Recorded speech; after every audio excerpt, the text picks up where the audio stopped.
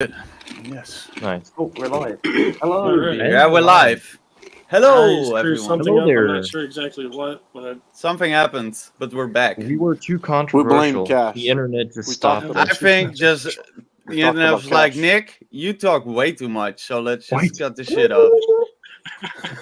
Okay, someone is looking for some attention. Stop this, Sergeant. Okay.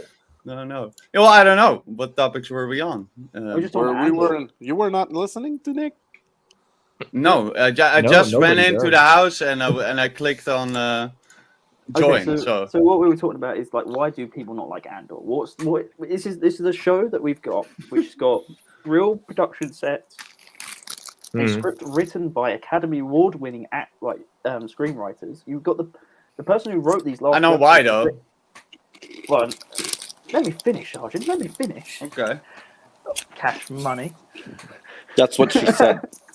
No, I'm saying you got the person who wrote the last two episodes is Academy Award winner Dan Gilroy, who wrote Nightcrawler and directed Nightcrawler. I don't know if you guys have watched that Jake Gyllenhaal movie. It's a fantastic movie. You've also got fantastic directors who also done like stuff like Black Mirror, like they're very deep into TV. You've got some Solana, incredible can you acting. mute? And I just Thank you. I don't know why. Well, I understand why people are getting upset because this isn't Kenobi. This isn't Book of Boba Fett. We're just getting.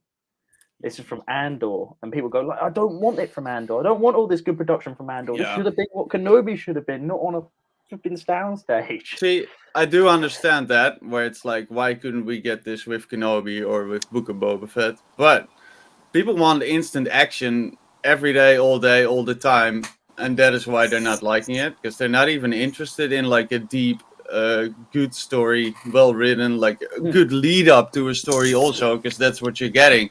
But it's like, I mean, the fact that I liked about the last episode was, I think you and me were talking, Strike, where it's like, oh, the next episode is probably gonna be the heist, we both said. And now leading into this episode, I was like, oh, it's actually not. But we get a whole in-between sequence where it's basically character development between the rebels and Cassian, which is, I think that's awesome. And like the more you get to know these characters, the more impactful it's going to be when something happens to them or where it leads up to. But that's the issue, though. They want that instant like lightsaber fights and starship battles in every episode, and then but I guess that's when you go back and lead back to Book of Boba Fett, where it's you see stuff, but it's not really impactful to you because there's no good story build up or It's just character development or whatever. You know what I mean? Yeah. No, I agree. And this also counts for Game of Thrones, Lord of the Rings. I haven't heard people say that much that they're bored or they don't like it, not that much.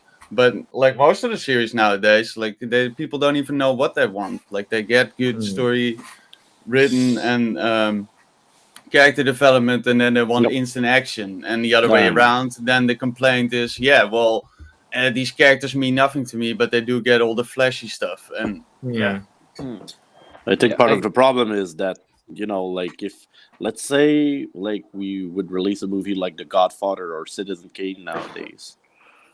It wouldn't do good, I think. It wouldn't do actually. good. No, I don't think it was good. No, too long and too boring for people. And I mean, like even with Andor, like people are going, "Oh, we're 3 hours in and nothing's happened." I'm like, a lot has happened. Like a revolution, like this is showing a start of a revolution. Revolutions are not big explosions at the beginning. It's the smaller people getting angrier and angrier, and then starting to stand up. It's like even someone described in the sense of like we saw the corporate on Milana 1. They're the police force. The police force could handle it, so you got the lower military come in, which is the Imperials. They won't be able to handle it, so it builds up to the next step of the military, where you get proper soldiers come in, and then if it can't, it goes up to the higher full like Vader level. Yeah, and it's got to build like that. If we went straight to Vader, we'll be going like, well, that doesn't make. Why does Vader need to go after Cassian for? And that's exactly what I'm saying. Like and when they do give you like the instant Vader or whatever, then people complain about that. So this is definitely the way to do it. I think honestly, a lot of the times recently, I've had similar vibes to the criticism of people with the prequels, and honestly, with like the last episode, I felt like it was because I remember like Arjun and me or like honestly all of us were pretty much like yeah, next episode is gonna be a heist, and then like while watching it we kind of like realized, okay, this is like not really going to happen this episode, but at the same time it turned into development that in the moment then I was sort of realizing, oh yeah, like no, it makes a lot of sense why this should be fleshed out before we get into the action stuff, because like there's just a lot of smart things they're doing. First of all, preparation. They are actually showing how they prepare to do this heist.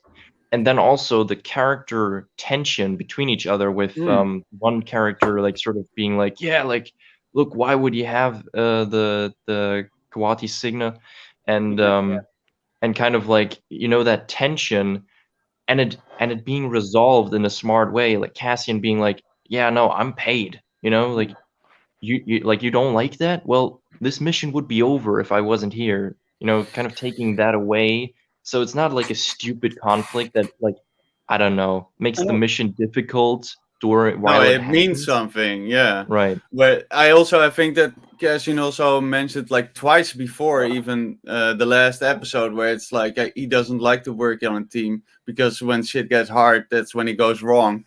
And then you see that last episode where the tension of the night before, you know, where he says this is the hardest moment, and you see it fall apart, which is so cool. It's like exactly what they talked about. Yeah, makes it good. All right, boys, I'm out. Have a good night. All right, bro. Right. Later. Take care, man. Take care. Nice to see you, Eden. Ladies. But yeah, I even, but this is the thing I was saying just in the previous stream, is that if we had this as a movie, this arc, you would have this episode pretty much trimmed down to hardly anything, because they'd be like, right, it'd be Cassian meeting the team, them not trusting him, and then just jumping straight into the heist, and then you would not have attachment. If we lose any of the team members at that point, we'll be like, well, I didn't know who don't they care. were. Yeah. Don't care. Okay. Really? No, but no, we're not allowed to relate to anyone in Star Wars unless it's Luke No, Skywalker. that's way too much. Unless it's Darth Vader and Luke Skywalker, then you can relate, but you're not allowed to relate to anyone else. How dare you? It's too human. The story's too human. You can't do it.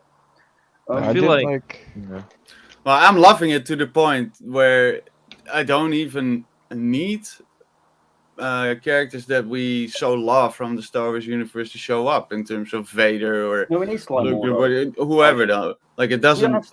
Where's Sly Moore though? I was promised Sly Moore, and I should get Oh Sly my Moore.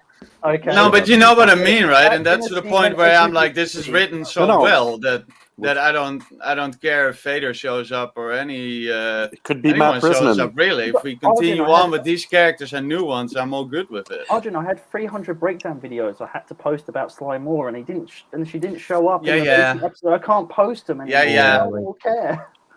oh no. Anyway. Yeah, let Maul speak a little bit. Oh, no. Yeah, Mol, what's on your mind? I was just gonna mention that the guy that Strike was talking about that pulled the dagger on Andor. I liked how it seemed like earlier in the episode, at least in retrospect, he was trying to get Andor to open up by talking about his own stuff, by saying, "Oh yeah, you know what this is from? I was in prison," and he's like, "Oh yeah, I recognize that." And then he even asks him like, "You know, you were in the system too?" And he tries to get him to actually talk about what's going on. So it was kind of weird to, I don't know. It was nice to realize that he wasn't just an asshole pulling a knife on the guy. No. Once I look back at it, He's an asshole with a backstory. No, Yeah, I think it's honestly more. No, but I think that's an important part, which makes it more human. I think he is like, I mean, he was obviously like, you know, having second thoughts about him. Like it's a pretty sus, like that late into the preparation phase that a new guy is coming along. But anybody like, would he was have trying doubts. to, yeah, but he was like trying to like see that this is like actually part of the plan, and like this guy is going to help us. But I think he was just keeping his eyes open for any hint that would suggest that this guy is a spy or something. And I think like in the moment when he saw like the necklace with the Quati signet, he was just like, there it is. I knew it. You know, sort of that kind of Well, it's reaction. the value of the thing. It wasn't actually Right. it being a kyber crystal. It was the value of it. And he's like, if he's got money, then why is he bringing a Yeah. treasure to a heist? Like, no one does that. No one brings an expensive gift. And that's when he has to admit that he's a mercenary that's been hired. But that's going to have repercussions, especially with Nemec, because Nemec is like someone who fully believes in the cause. And these people are not the rebels that we know from A New Hope. These are the extremists. Yes. Rebels from Saw Gerrera's batch, as we state, like Skeen tells Nemec when he's pointing the gun at the Greedo gun. Apparently, that's Greedo's gun, according to the database. It is. It is. Yeah. Totally, 100%. That if you were falling asleep on Saw Gerrera's watch, you would be killed. Like, you can't do that type of thing. So we know that they're a part of that extremist group, and of course we're going to meet Saw Gerrera later on in the series, as we know from the trailers. And they're the things that I like. I just like how the show develops these, and also Skeen only joined because his brother didn't get killed by the Empire. He got killed because of the Empire, flooding his land, destroying everything that his family had worked for, which led him. And then he killed his own life. Yeah, and I understand people go, "That's pretty deep," and it's like it is. But hey, it's a I mean that shit goes down. Yeah, exactly. Yeah, it's pretty deep. That's what you want, right? You want it to go deep. No, I want Grogu. I want Grogu. You want this little bastard on his little shirt, like in Mando season 2. Well, to a certain degree, I don't mind that, but overusing it makes it fucking Grogu. What doesn't make the the universe serious? Where like in Andor, since the first 10 minutes, I love watching that. The first 10 minutes when he's on Milana 1 and he shoots the guy in the face, because it shows you that if you kill someone, there's stakes to it. Where before, when we've watched Star Wars, unless you look at like Revenge of the Sith or Empire Strikes Back, there's, or even New Hope, let's say, there was consequences to those deaths, where later on it became a bit of, oh yeah, we can kill Stormtrooper here and there, don't matter who dies, they'll come back in a magical way. But Reva, for an example, on that point of view. Yes. But this show takes it, like, we've killed the boyfriend off, Tim. He's dead. Tim went bye-bye with one shot. And he's really dead. He's not coming back. It was confirmed that he was dead in the Imperial record. And I like how it's like, you know, like it does this to non-essential characters, it does it to sort of main characters, and it's doing it to main characters. Like, it's just a very realistic approach of, like, it doesn't matter. Like, there are no main characters, at least not for this sort of group of a storyline. There are no main characters. Like, you might think those are the main characters of the show, but there are no main characters. None of them have a secure storyline. Like, Strike. No, exactly. Yeah. The show is called Andor. Yeah. Apart from Cassian. Apart from the one dude that dies in Rogue One. Yes, thank you, Solani. What's our bets that Cassian survives by the end of the season? Have we got, like, do you think he's going to survive, or do you think he's going to die by the end of the season? I think he gets killed off next episode. In the heist, he just takes a bullet right to the. Just bam, done. Yeah. God, not too many will survive. No, but Strike's point is right though. Like, all these characters in the rebellion, as we see now, they might all die next episode. Yeah. It can happen. Like, there's no ground for them to go further on from this point, or that we already know of in other series or other shows or whatever. So that's cool. I mean, and as I said, like, I'm loving that take, because it's, again, what we've been asking. We wanted a darker story. This is what we're getting. I just think that people want a darker story in the sense of Sith. You know, we want, like, the dark side cutting down people and that. But we saw that in Obi-Wan and. Well, yeah. Also, you know, like, I would like to see that too. But this is a different side. This is basically what happens to the normal people in the universe when you get such a big transition going on. I feel like this is more towards that side, and of course. I mean, who doesn't want to see dark side going crazy? I will say I will say on a different side of things, and I totally agree. Last episode, while maybe quiet in a few places, honestly, like I don't know. I mean, I'm always obviously a blaster guy, but I had a field day on just seeing a lot of different blaster variants, like the E11 carbine variant from Solo, the T21 mounted on the railing on the Imperial base. It's just like small things like that where they're paying attention and paying homage. That I'm really enjoying, and I think in general the the TIE fighter, like Oh man, holy man, shit! like the They are fly's scary so again. low. TIE fighters are scary again because of I'm freaking Andor.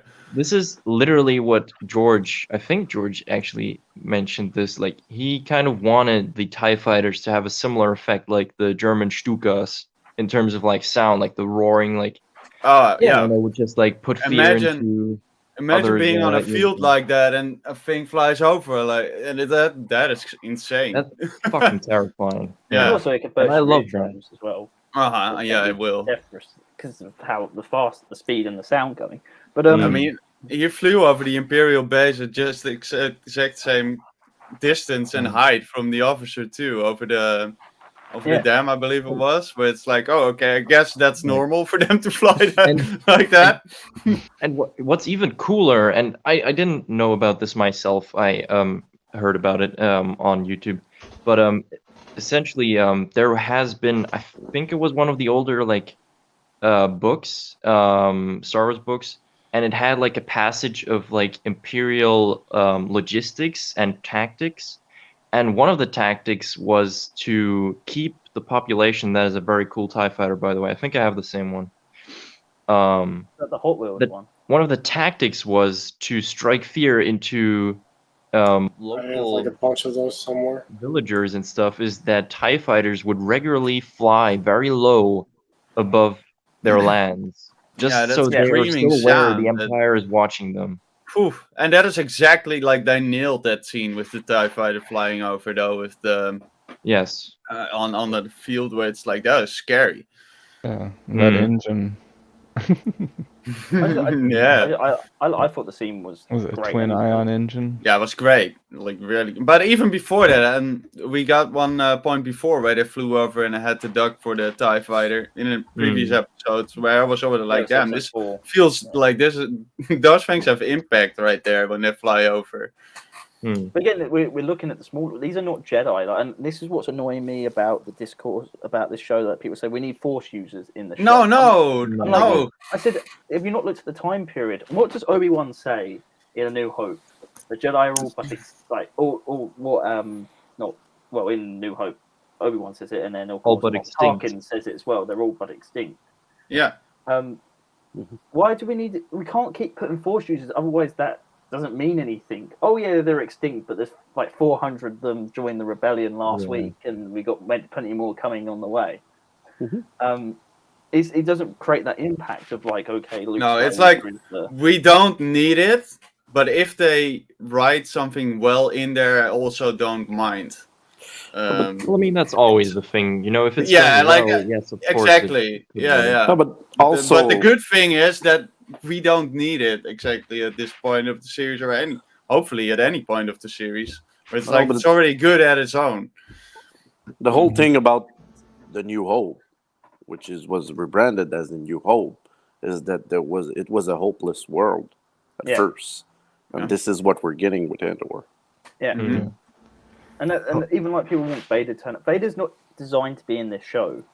I don't think we're even going to get the Emperor. Like, you can feel the Emperor's presence though in this show, just by the feel and the tone. Maybe we'll get a hologram or something of him relaying a message to his troops or whatever, you know. But I think we're going to see Masamida like on the in the Senate with the two guard. I still think that we might get something like, not necessarily a main character that we know, but someone we will get to learn along the way with other shows. Maybe to the like of Tron's Tron, or even his second command. I think we're going to see. We might see Mira, who is the Imperial cadet that we're following, who believes that there's a bigger rebel alliance happening and stuff. She could move forward, but again, It all depends on how. I mean, I love the whole Imperial scene, like especially in the ISB when they're all sitting around and they talk about healthcare. Oh yeah, we are a healthcare system. We're not. Like, if you need Mhm. something sorted, we send the registered troops from the Navy. Like or send the Navy in. And that's like, I'm like, that's true Empire. And then people are coming around and going, oh, the Empire is too goofy. Goofy? Like, how's that goofy? Yeah, that's not goofy, What? mate.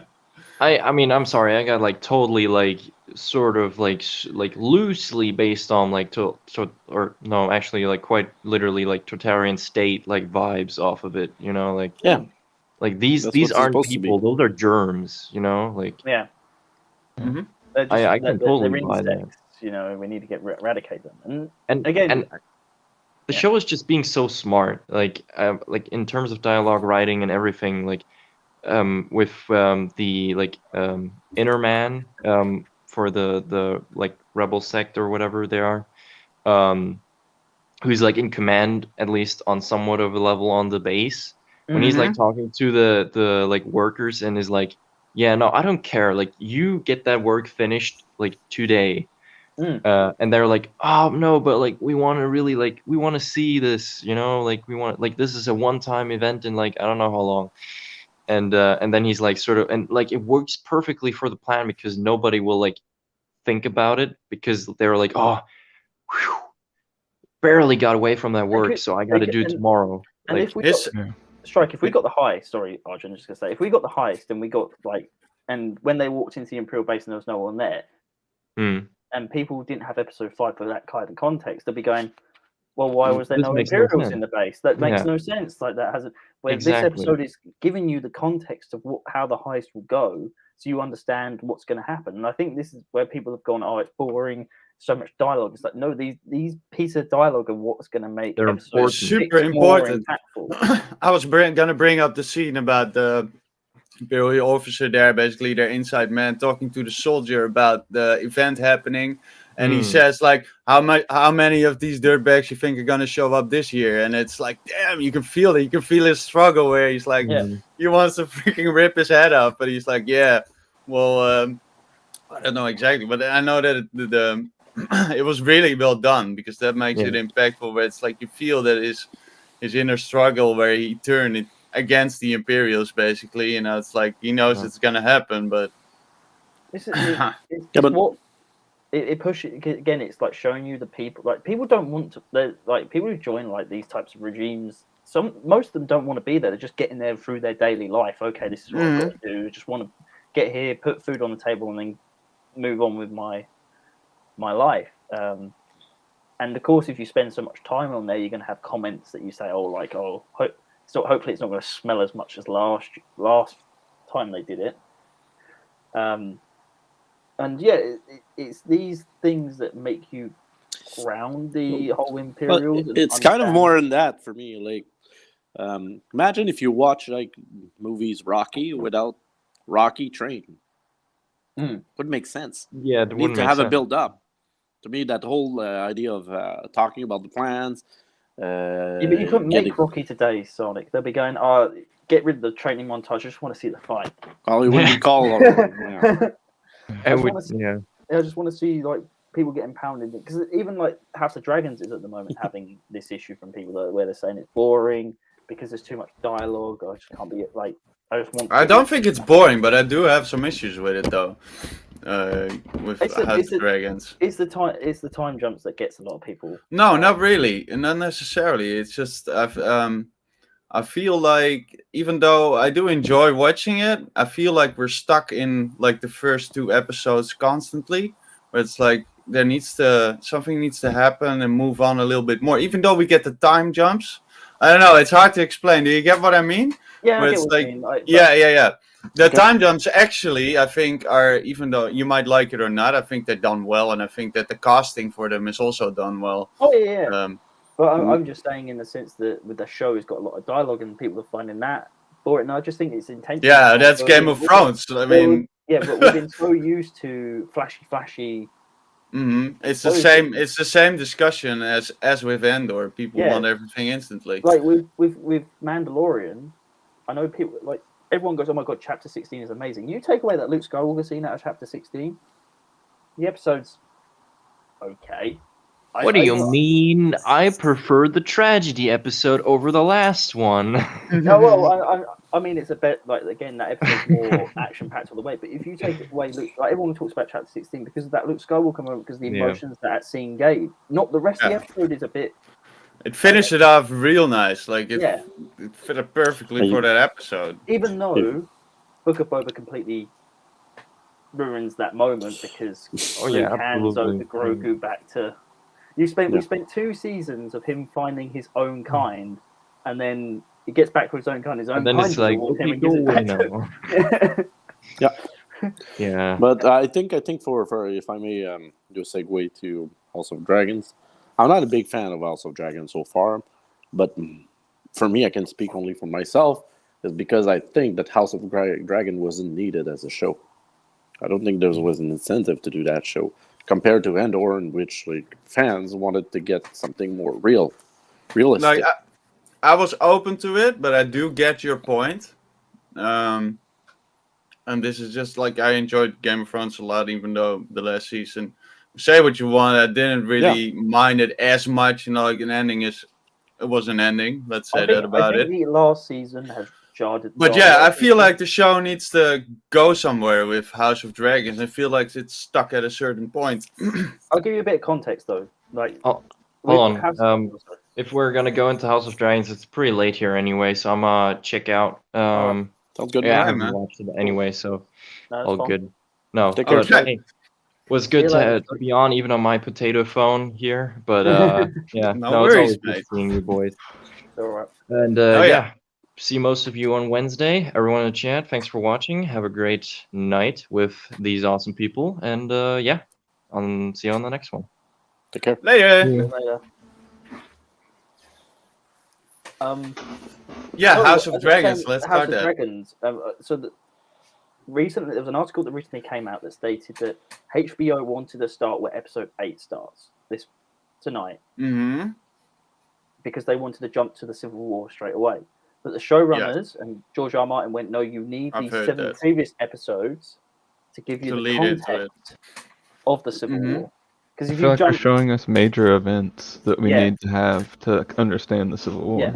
Yeah, and that, even like I understand. I think the thing that jars people is the dagger, because it relates to the Song of Ice and Fire, and people are going, "I don't want to be reminded of a show that crushed me," and that dagger plays a major part in crushing people's fans because that knife was used to kill the Night King.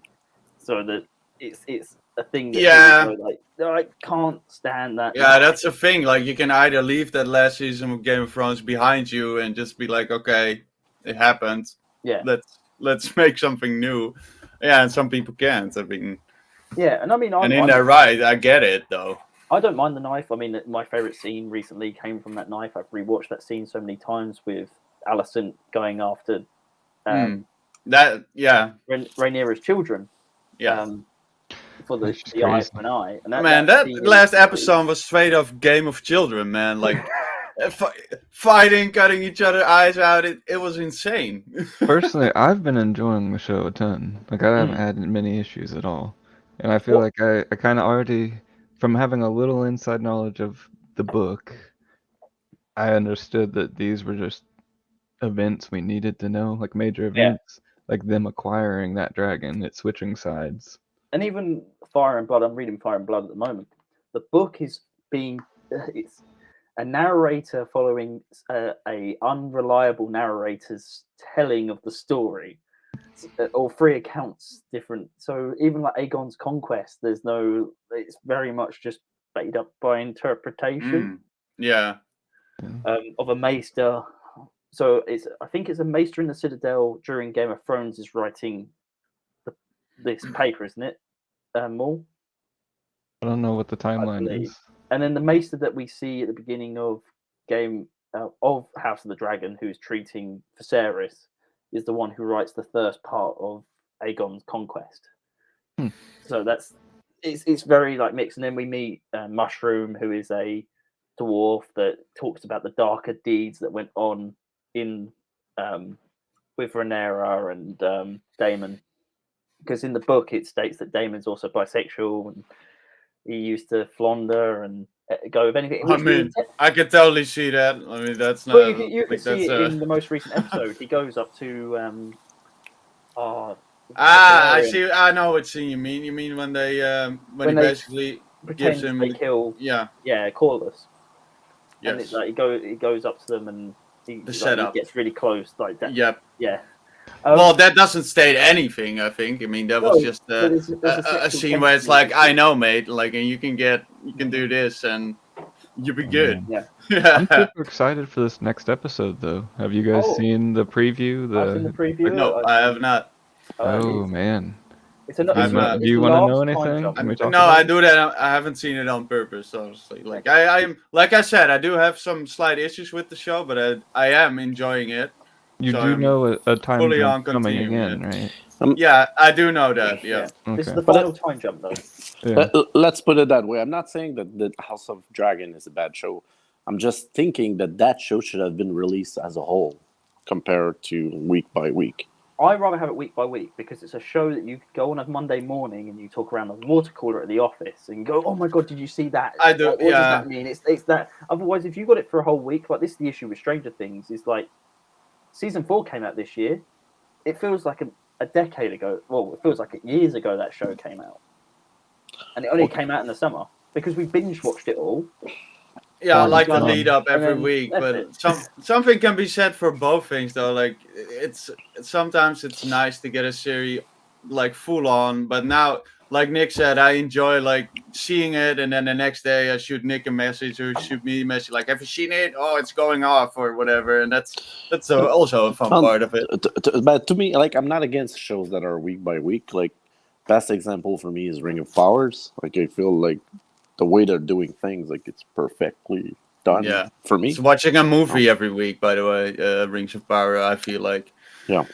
See, I find that with House of Dragons and Andor. I mean, Andor to me is the best looking Star Wars project I think we've ever got from Disney. I think even more than Rogue One. I think especially the Coruscant scenes. Yeah. Are phenomenal. You're good. Yeah. Oh my god, the sound design as well. Like when Cyril's walking up the stairs and you see the speeders going past, and you get that prequel sound design coming. Yeah, it's good, man. It's good. I loved it when he was going to his mom's apartment. Yeah, I love that scene. Oh yeah, just the location all looked great. Getting to see some of the underworld from Harry Potter as well. What is that place? The mum is I can't remember her name, but she's the one in for Order of the Phoenix that finds Dudley and Harry been attacked by the Dementors, and she's the one that lives across the road. So that's where I was like, "Oh my god, that's her." That's where I recognise her from. But she's kind of mean. She's mean, but she's that Italian mum. Like, I'm going to phone your uncle. We're going to get you a job. I don't care what that job is. We've got to call that favor. That space cereal, though, had me super hungry once I saw it. He knows best. The space cereal. Did you guys want any cereal? Yeah, the space cereal. I was like, damn. Blue milk, I believe, right? Everyone was complaining about the blue milk stuff. No, I don't mind that, man. It's a little funny, but hey, that's not... But it's showing that he hates being at home. Like, he doesn't want to be here, and he was trying to prove to his mum that he was better, which caused him to kill corporate and make the corporation. That made very clear that they didn't want to be there. To me, that explained the whole thing. That what happened with that guy is like he's definitely a better guy. He wants to prove he's an alpha, and he will join the Empire. Yeah, he's going to become a cadet in the ISB. We know that's where it's going to lead to. Yeah, I feel like he's gonna go off the rails. Go be one of those die-hard Empire. Yeah. Yep. Guys. You know. For sure. Again, I mean, I could go and walk in London now, and there's areas in London that was filmed for Coruscant because it was mostly done on location. Even the airport scene is done at the McLaren Formula One Centre in London. Nice. Nick walking in London, it's like, it's the Empire! I'm here! But even like, I love the Mon Mothma scenes. Like, a lot of people complain about Mon Mothma scenes because they're listening to the articles that are coming out, like comparing them to modern day politicians and stuff. And I'm just like, blah, blah. They're great. They're phenomenal. Like, again, like with her, a daughter is like a real teenage daughter in the sense like, oh, mum, what do you know? You're always like at work. Sides with the dad, you know. The dad is sitting there like, And I'm yeah, like, it's great. and even the set design as well. Like people were complaining it's too Art Deco, but I'm like, that's how she decorates her apartment. Like even Padme's apartment is like decorated very Naboo-ish because that's what she's around. That's what she's going to decorate her apartment as. It's your taste. Yeah. Well, what do you guys think about the way we're going, like from here to there and Andor and Game of Thrones? But the dragons themselves. The dragons are phenomenal. In House of Dragons, the design. That one is I know you got huge too.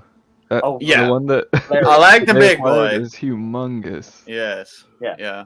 Very unique design though. Mm-hmm. In the beginning, I was like, I don't know how I feel about this. This is like a dragon that just like slept in the swamp for freaking 300 years or whatever. But I think Valerian. Then I started to like it when the boy actually went up to it, and it's like he was like, "What?" He saw it. He opened his throat. You see the fire coming. That was a good scene, yeah, for sure. Dude, I'm scared to see what he's gonna end up doing with it. Exactly, because that is that's what he says to his mum. Like he says to Alicent, like, "I might have lost an eye, but I gained." It's well worth it. He's gained, and the biggest dragon as well. This is the biggest dragon in Westeros at this point. Yep. So they've got like a big boy on their side, and again, okay. Rhaenyra's Team Black. I don't know what you guys are. I don't know if you're Team Black or Team Green. Oh man, I don't Black. even know that was a thing. I mean, but it's if you look at I'm Team Black because Alicent wears green, which is the signet for High Towers. What they like, the beacon green when the High Towers go to war. Oh, then for sure Black. Yeah. See, I'm more Team Alicent because Alicent's technically. Oh, you would be. I can see that. Yeah. Yeah, but she's technically right. Like in the sense of the laws of the kingdom, she's following. Exactly, you're like the usurper. Yeah, You're trying to kill me, Nick. Yeah. But Rhaenyra goes and shags anybody she wants, and then gets herself These are bastards, and everyone knows that they're bastards. You have a point. Oh my god, we're joined. Fake account. Oh my god. It's the real actually one. happened. He's here. Yes, I'm here. What's up, guys? What have you guys been talking about? Let's get Matt Richmond in here now. We're on we're on House of Dragons at the moment. House of Dragons. Oh, House of Dragons. Well. Yeah, I haven't. Oh, good. Yes, Andor's been good. I just don't. I think people just they need to give it a chance. It's a good show. I'm just waiting for more action. He's found. We found you. The bounty's been filled. The Chindu. I think that's what Strike left.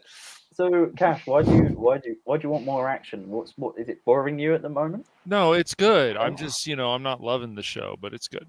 You're not? I like the build up. Yeah, it's good. It's a good Star Wars show so far.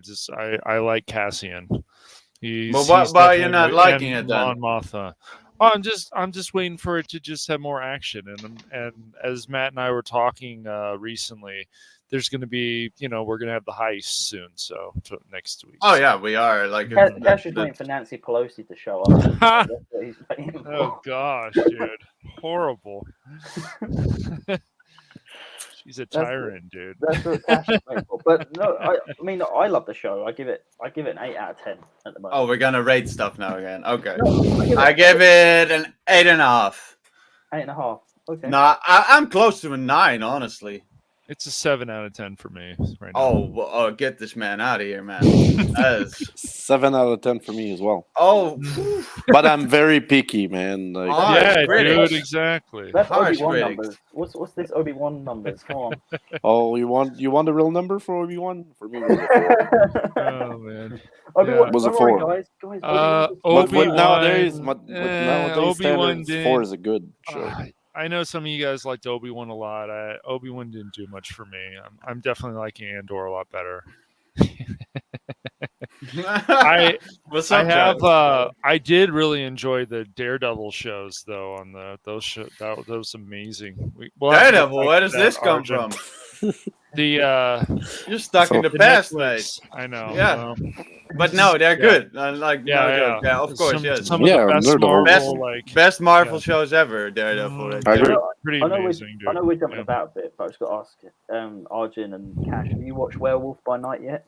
No, but Matt was, of course, talking about it. No. So I don't know. Yeah, You and Matt both liked it. What is this? A movie? No, it's a special. It's a 50-minute special on Disney on Plus. Disney Plus. It's based in the Marvel universe, but it's directed by Michael Giacchino, who did the score for Rogue One, done the score for the Batman. And it's good? It's really good. It's no.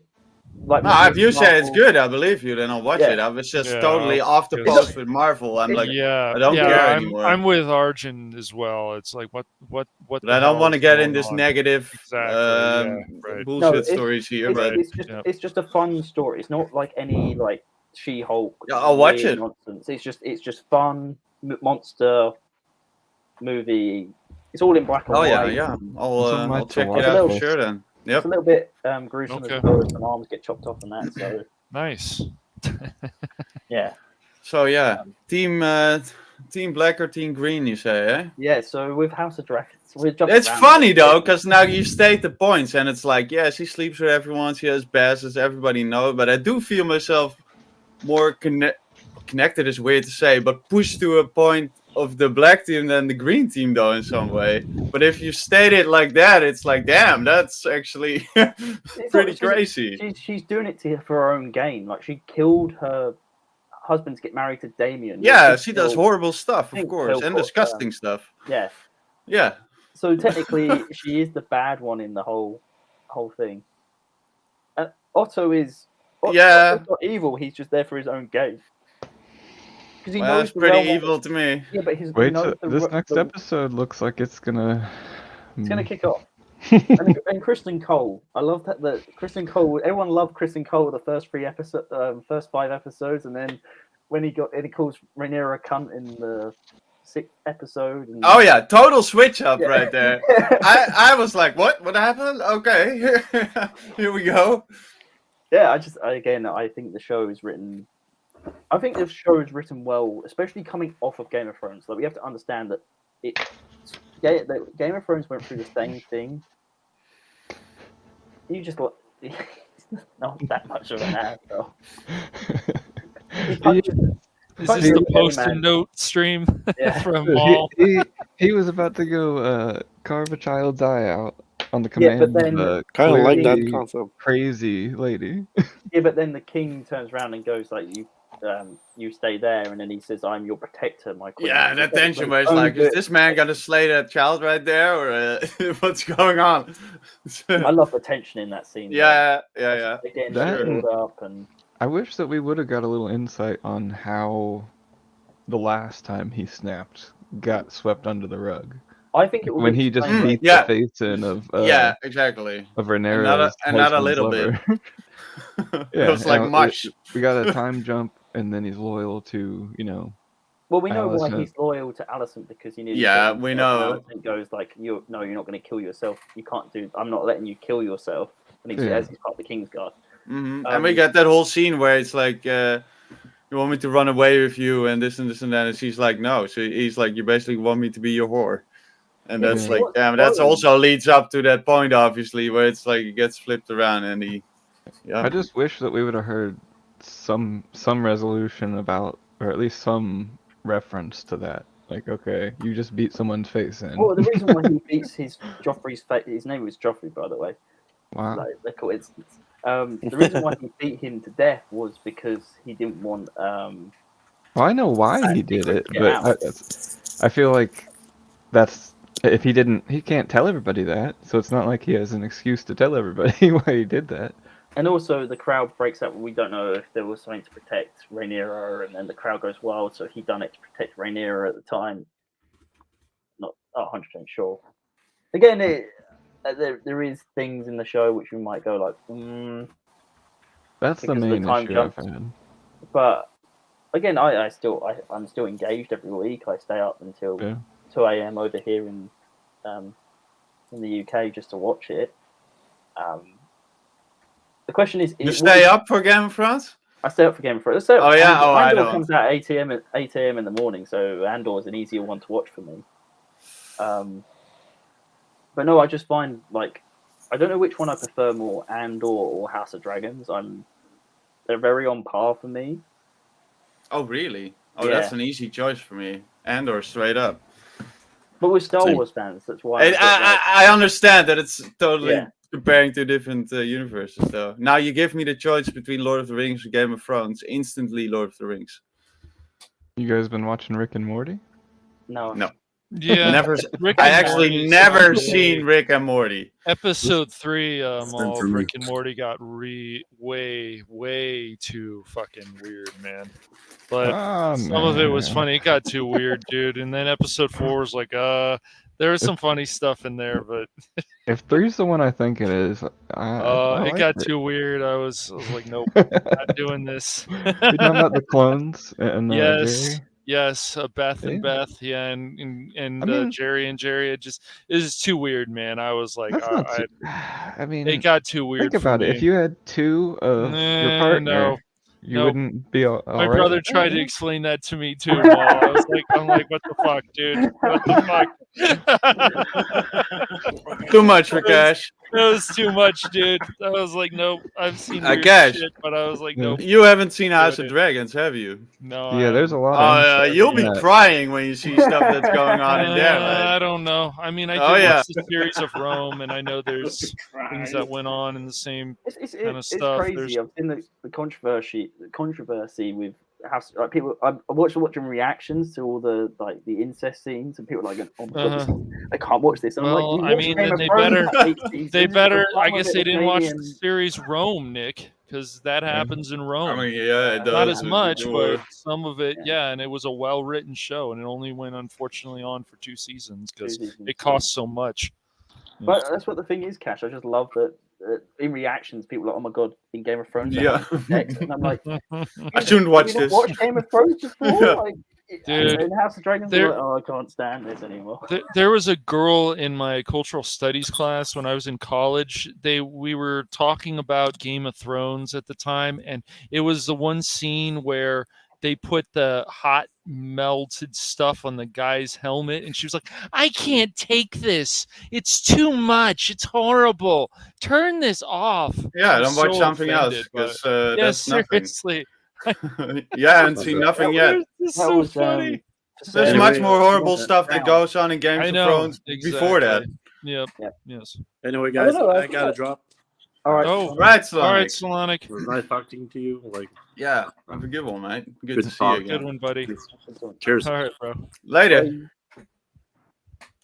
But no, that's the thing. I do, like people going, "Oh my god, I'm so grossed out by the." It's even like with Andor. I just love that people were kicking up a fuss over Bix just taking off her jacket, and people were like, "Oh my god, that's too much for Star Wars. I can't watch this no more." Really? Yeah. Come on, yeah, dude. I've heard that too. No. It's like, that shouldn't be in Star Wars. What do we want? We wanted a well-written Star Wars show. That's what we're getting right now, is a well-written show. Yeah, the dialogue is why solid, don't you like it? I'm just waiting for more action, man. I like it. It's a good show. I just don't love it. You're one of those I'm action people. I mean, I want action, I'm instant just action. waiting for more action. So I like the Mon Mothra thing. I like the I like Cassian. I like the tribe, the little group. I like there's Don't tension. It's good. I have a question though, Cash. Do you think that if this last episode would have been the heist, don't you think that the coming episode, if it's gonna be the heist, is gonna be more impactful because of the last episode we have? Yeah. Do I feel like is something wrong with Maul's tonsils, or is he just feeling like no, it gets a little strange. Okay. What would you say though, Cash? Like, because this. I still have no answer though. It's just the thing is, like, the dialogue is good, and the thing is, you didn't even listen to my question, did you? I kind of heard it. Go ahead and say it again. Sorry, I got distracted with Maul's. I asked because you're like, I need more action. I need more action. Yes. The last episode was like not everybody, but most people already expecting this heist. Was already expecting the heist to happen in the last episode, though. For me, I feel like this next episode, if it's gonna be the heist, it's going to be more impactful because of the last one. Oh, definitely, yeah. Right. It's a good show, man. I like the build-up. I'm just not there. I'm not there. I mean, at this point, when I was watching Mandalorian, I was enjoying it better than where I am at this point in Andor. So, do you think you like the standalone episodes to be like one story and then move on to another one story episode, and the whole thing kind of concludes into one thing? But this is like sometimes, a but movie it's all right. going through. Yeah, it's fine that the buildup, as I said, it's a good show. I think the reason people want to say it's boring, a number of people, is because it's hard for them to find something they really don't like about it. So it's easy to say that it's boring. They because they probably want more action, or they want something. I don't know what they want, or they want Darth Vader to come out swinging. Yeah, I guess so. And they want these legacy characters, but if we get new characters that are interesting, I like that. Yeah. There's even like Cash. I was like with Mandalorian. I was talking to Matt about this. People forget that the Mandalorian was season 2. All it was episode was watching the Razor Crest break down each episode. Like goes from one planet, breaks down. Yeah, but that's what I'm saying. Like it's such a different style of episodes where it's like these are the Mandalorian is one-off episodes where a story happens in one episode and then we move on to the next one. And instead of Andor, it's like a big build-up to a big job, as far as we know now, to a big job, and then it feels more like a movie. Well, that's the thing. I think if you sat down and watched the whole season together, you'll get 4 90-minute arcs that all lead up to something. And I think that's the issue where you split a 90-minute episode into 3, and we're getting it each week, and we're waiting for each act each week instead of like getting it all at once. And I think that's what's frustrating people. I think so. I think that's fine. Yeah. I mean, I love the opening of episode 1, as I've discussed, on Milana 1. Oh man, hell yeah. With that bar, like walking down that strip, you see those bubbles with those dancers inside, and he goes. It sets the vibe perfectly. The setting, Coruscant. Yeah, like, I love the setting, and like we're finally seeing a Star Wars show. I feel besides like I didn't think the Mandalorian looked bad, but I'm loving. They put money into this. That's obvious. They've definitely put money into Andor. Because Tony Gilroy went like the issue with the volume is that you do set before character. So you do character, then you do set. Where he wanted to build the sets first and then put the characters into that set. Where with Mando, it's the opposite way around. And it's I think they should take that approach next with the future shows. I mean, they're doing it with Acolyte. They are filming on actual sets in Acolyte, which I'm still not a huge fan of that project. Right, and I feel the same way. We shall see, right? But we shall see. I'm not gonna let myself be like guided until through we the media actually and everything again. Until we see a trailer, until we see something concrete, then we don't. It's for me, Rings of Power makes that point perfectly. There was so much drama and bullshit surrounding it. Where I watched the first episode and straight away I loved it, and I had no freaking things in the show where it like leads to wokeness for me or this or that at all. Which is nice to see for you, Arjun. I know a lot of people have I know there's people out there that do think so, but I mean, who cares, right? Like, if you like it, you like it. Yeah, My Hero Academy. But again, it's like with Tony Gilroy. Like we finally got a show written by Dan Gilroy, who is an Academy. Well, Tony Gilroy is an Academy Award-winning writer. You got Dan Gilroy. What did he win for? I can't remember what Tony won for, but Dan Gilroy directed and wrote Nightcrawler. Yeah. With, he wrote. Okay. He wrote Nightcrawler, which is a fantastic movie back in 2014. What's up, Ladaj? Hey, Ladaj. Oh, we got another note. You could just say it, Mol. What's up? Mol, seriously, that'd be quicker. It might be quicker, man. You and your notes.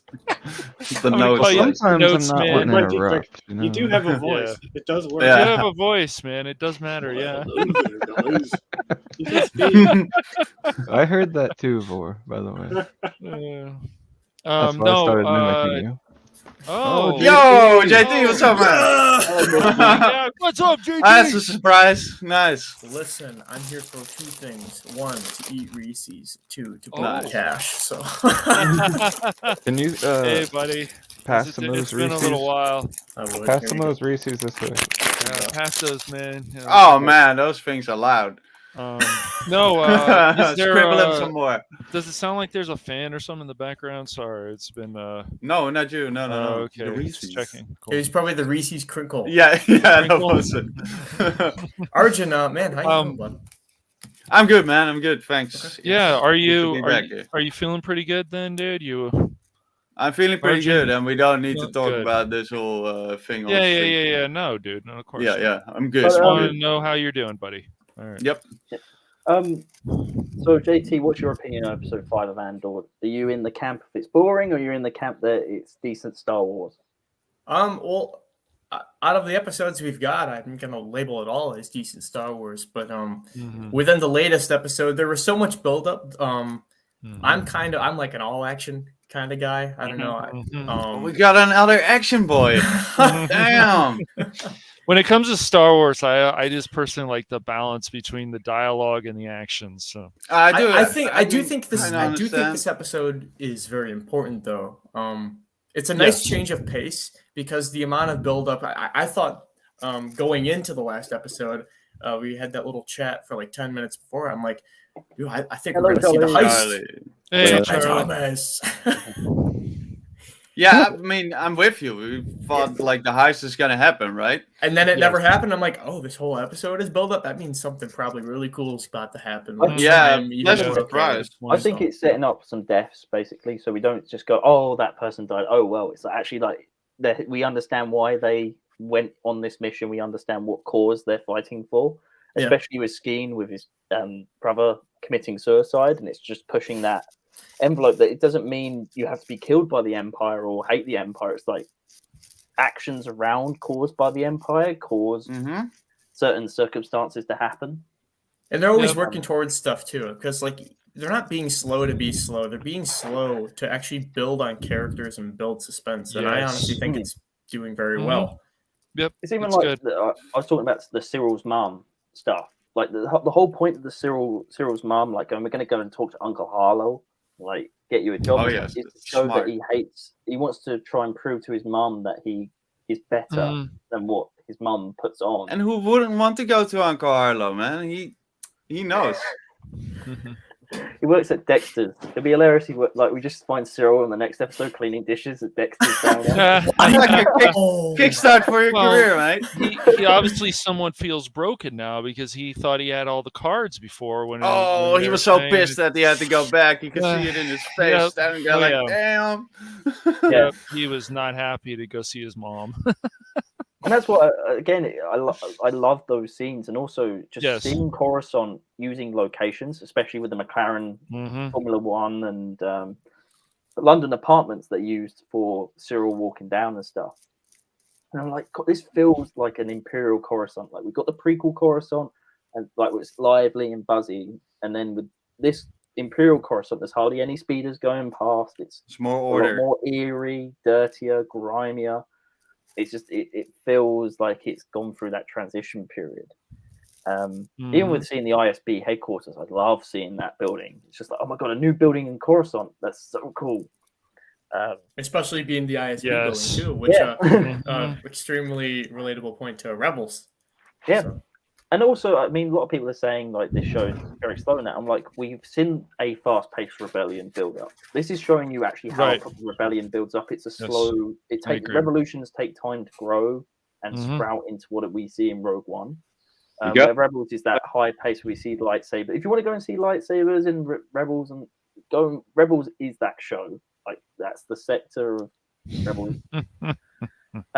Where this is actually showing you the real people building the alliance as such. And even that officer for the heist and who's helping the tribe and Cassian, and that was the one whose the brother was killed, right? I think no, he's the officer.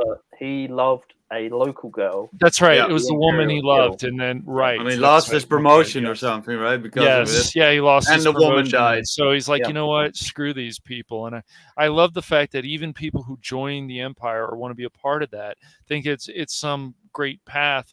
They're like, man, this is not that great at all. But also, a lot of problems. What I loved, Cash, was nice. this episode sets up like why the base is going to be empty when they turn up. Because if you cut this episode out and you watched it and they went straight into the heist and they walked into that area where all the money's kept, all the credits are all kept. We'll be going like, where was the Imperial soldiers? Why was there no one protecting it? You mean the slide scene of that talking about the hours and stuff? Yeah. Yeah. Where that scene, now we understand where they're going to be. They're going to be watching the event, so there's going to be no one looking after the credits in that room. Only the few necessary to be there. It's such a spy flick, though, because even the dude losing his promotion, he's still keeping the facade like he's this Imperial trying to power trip. Because he's talking to that dude that's like, like sleeping over the balcony. He's like, Soja, what are you doing? And he's like, I was just watching post. Yeah, for sure. And the other two guys as well. I think he was smoking. Like you could see him, he's got like, and he throws it over the top. So either way, you can see him correct. You can see him correct himself though. He's still trying to keep that role, which is really cool to see.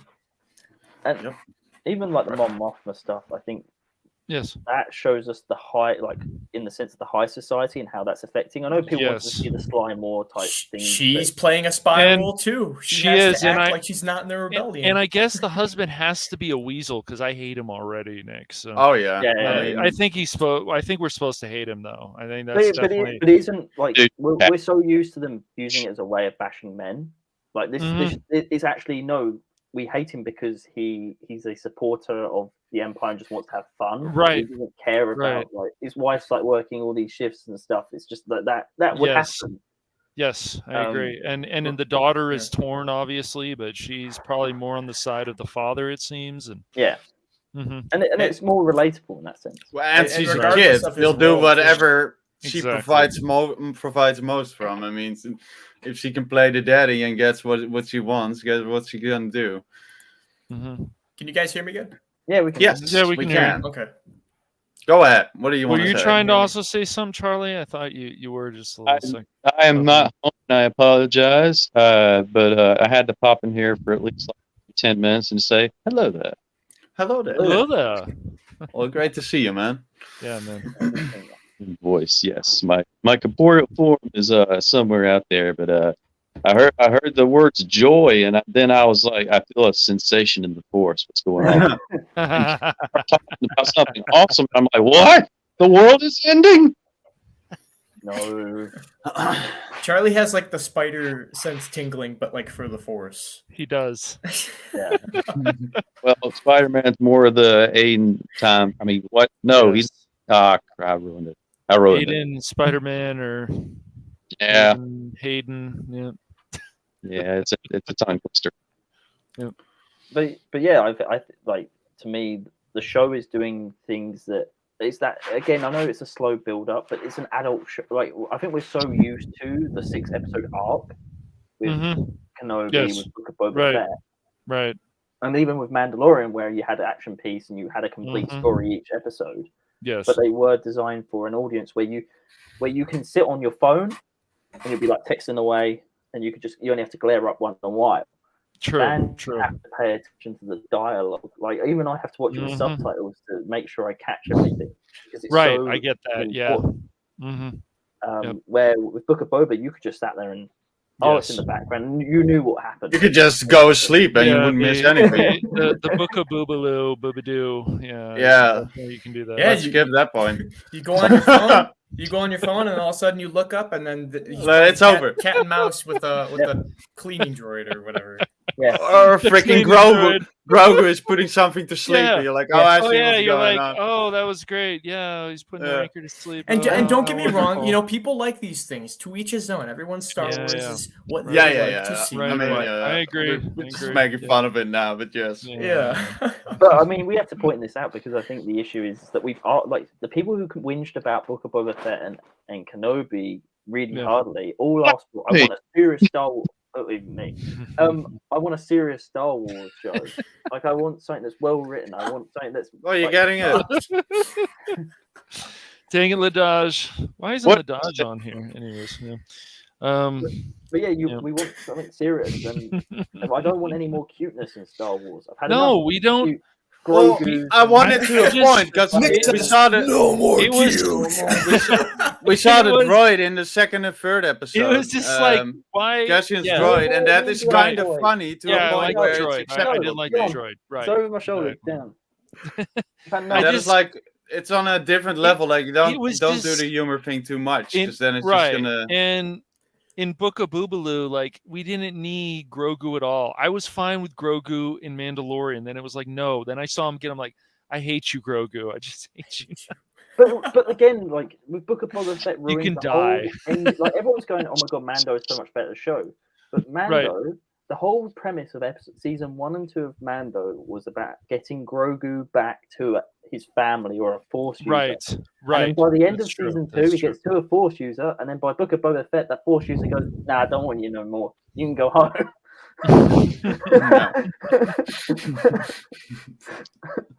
Which is like we spent 2 years following Grogu's story, and then he ends up losing his place at that school. We get his decision.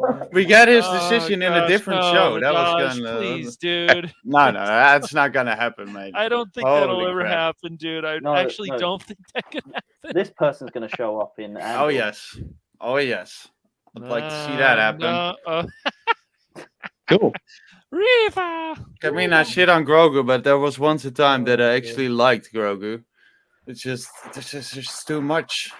Too much. But let's move on. Let's move on from this I'm just negative saying, bull crap. Andor's got like you're following actual characters. Like even I love with Bix in even there's one scene. It's not actually the bedroom scene fully, but it's when she wakes up and you just see him. Like, just staring, the creeper scene. Yeah, but that was the creeper. do you want some calf? And it's like a normal like drama. It felt like a proper British drama watching like someone getting up, having a cup of coffee, and then going off to work. And they're doing that in Britain, like staring at each other when they sleep, or what? Yeah, that's what we do. I see. Okay. I'll be sure to sleep with one eye open when I come. Okay, JT, when we go there, we gotta watch out because to close your door. It's like Nick waking up in the middle of the night. Nick is standing there, like looking at you. It reminds me of a Friends episode. He's on the pillow. He looks. He's just sitting there in a chair. Hey, how's it going, guys? What is that? Is that my sleep paralysis demon? Oh no, it's just Nick. It's Nick. He's dressed up as. I wear my Grogu Ewok. He's sitting there like that. Dressed up as an Ewok. He's just sitting there in a chair, looking at people while they're sleeping. Hey, to each his own. Yeah. You want a hug with this teddy bear? Yeah. Clip that. Clip it. Oh man, that's too funny. Endor has returned. He's gonna cut us out. It's too much. He does the thing from Gladiator. See, okay, this was our final notice. But no, as I said, it's one of those things I just love. It humanizes the whole. Like it just feels. Yes, adult. it is that whole conflict with him, like. So he's like, should I say something or shouldn't I say something? Like, it's a good thing to say something. And it kind of also isn't. And then he does. And he gets to this creeping. Yeah. Like, he gets freaky, though. Holy crap. I called the dude like 6 or 7 times a creep during the show. Yeah, I know. That silence, says a lot of words in its own. So I agree with Nick. The show just does, like, people will complain, there's too many walk-in scenes. I'm like, those walk-in scenes make you, like, it's a part of the show. Like it shows you, because otherwise, if you cut those walk-in scenes, you'd be like, how did he get from A to B? True. And even another one that I love is another one with Tim when he's looking at the phone boxes, and the speed just goes past, and that's the lights and stuff. I don't know, production design wise with those phone booths and that. And it felt, oh my god, so espionage. Like, he's drinking whiskey and he's like, yeah, I've got to go. I'm gonna dub him in because he's talking to my girl at the bar. I don't know. It's just there's certain scenes in the show where I'm just going, this feels like it feels like I'm reading like an expanded universe book. Mm-hmm. Like I've just picked up an expanded universe story about Andor, and these are the types of things that like Zorn would have written, what James Luceno would have written, because even like Plagueis is played out similar to this in a gangster way. Yeah. Yes, but I mean, it does have more of that involvement of actually people with force powers and stuff being around. Yeah. I'm talking about more before the show dropped. I was extremely humbled because when it was announced that it was coming out, I'm like, oh, really? A show 2 seasons long, 12 episodes each, so more than we ever got, about a sub character in Rogue One. I'm like, we don't need this, and I was never. We do. We do need it. It's a good spy show. Yes, it is. And also the main complaint of Rogue One, I think people forget when the film came out was there was no character. You weren't investing in the characters because you didn't spend too long with the characters. Where with this show is filling in that criticism, where you watch this show and then with Rogue One you'll be investing in Cassian's journey and you understand Saw's story as well. It's gonna hit harder, yeah. It's gonna hit harder when you watch Rogue One. And that's what makes Tarkin, Saw, Vader, when they pop on screen, we're like, yes, because we know stuff about them. Like you said, it's making Cassian one of my favorite Rogue One characters. I mean, Rogue One's my favorite Disney movie of Star Wars to come out. And even then, it was still kind of mid for me, but Cassian's awesome, man. Yeah, and I mean, we're still going to get that flashback of him seeing the Phase 2 clones and those killing his dad, his foster dad, because we know his foster dad got hung in the square for like, disobeying the Empire, and we know that's going to be during the end of the Clone Wars. And when they're talking with the tribe, it's like, oh, you lied to me, and Cassian's like, yeah, I did it for the money, and yeah, I'd probably do it for the money too. And very reminiscent of Han Solo when Leia's trying to get him to keep working for the rebellion. He's like, "No, I did my job. I'm out of here." Yeah, that was that whole arc in the beginning of Empire Strikes Back. Good. Yeah, and that's what this. I understand that people might find it with the slowness and with the hard, no big, huge reveals or Easter eggs. I know episode 4 had the reveal of Starkiller's helmet. Now people are going, oh my god, Starkiller's returning in Star Wars, even though that helmet is like probably thousands of years old and it's a little Easter egg. And then Greedo's blaster and stuff. What are you going to say, Charlie? I was just going to say, I still got a beach. That a whole entire episode. Oh, gosh. What? It's just cool that they showed it. It doesn't necessarily have to work yourself out into something happening with it or whatever. Yeah. Exactly. And I don't care that they don't have a story tied to it yet in the Disney canon. It's the fact that they sculpted that physical helmet. It gives that recognition where it's like, here you go, guys. Just like we put this here, and they probably know like people are gonna see that and they're gonna be like, "Whoa, that's that." And they even sculpted the World Between World handprints as well. Like they didn't put that in. No, they didn't have to, but that is a nice addition. Those are nice additions, though. They probably had so much fun filming the museum scenes because they're like, dude, we're gonna make the Star Wars fans so happy by putting these little Easter egg here, a little bit there. Not even the Star Wars fans. You had Indiana Jones. You've got the whip. You've got the totem, and you've got the stones. You only need the Holy Grail, and then you've got like the Crystal Skull as well. I mean, the Crystal Skull's in Clone Wars episode. You must choose wisely if they bring the cup in. Just saying. I mean, we could see Harrison Ford turn up as Indiana Jones in time. In Carbonite. I think there was a comic book where Han met Indy or something. Oh, probably like Elseworld type thing. Yeah, like a one-off. I don't know. But no, like again, I just love even with the mention of Sly Moore. I know people wanted that dinner scene to see. Oh my God, is she pregnant with Palpatine's kids? Which is fun. Again, I called it as soon as they were reading off the guest list. I'm like, I knew she was. I knew it. On her big creepy white pupils. But again, it's like that character is just a mention for the fans to go, oh my God, look at that. And it's not fan service in the sense it makes sense for the world that she's in. It's not like they went, oh, Sly Moore, like the Mandalorian mentions Sly Moore, because then that will be a fan service type reference. It's actually the dinner party where Luthen is, Perrin, sorry, is so high up in the Imperial ranks, he would have friends that are in Palpatine's inner circle. And it also, it's apparently in Rebels, is it the Garmin? Who, like the shipping lanes that Perrin's Time Lord stops. Yeah, the Gorman shipping lanes. Yeah, they get shut down, and then Rebels is after this when it gets worse. Yeah, and then Mon Mothma goes and helps set, and that's what causes Mon Mothma to join. Yeah, for her to openly defect. Yes. Yes. Which, are we going to see that in Andor? Like, we're going to see her actually do the video call in real, where she actually defects? I would believe so, man. Her husband is not a nice person, and as everybody well knows, in Rogue One, she's literally already there, like out of that place and out of that high Coruscant place. So I'm assuming, and again, I could be wrong, that her husband is just going to do something very, very douchey and just everything like that. And by the end of it, she's gonna have to skedaddle, call up Bail Organa. They're gonna end up on Yavin. I don't know, man. Like, I think he gets her arrested. I'm just saying. I bet he dubs her into the ISB when she gets arrested.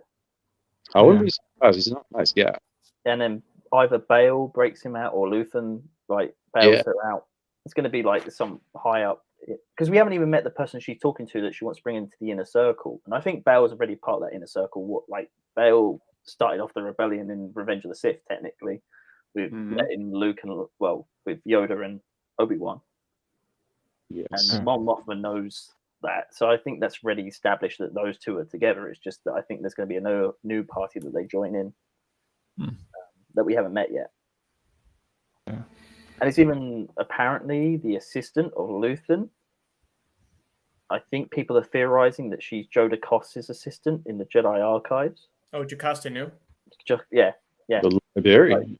It's her. Possibly. That can explain. That can explain the expense of Jedi and Sith artifacts. Because if Palpatine knew about them, they'd be gone. Oh yeah, they would. And also, apparently his Fondor craft is powered by kyber crystals. Oh, Luthen's, it's the entire ship, yeah. Jocasta used.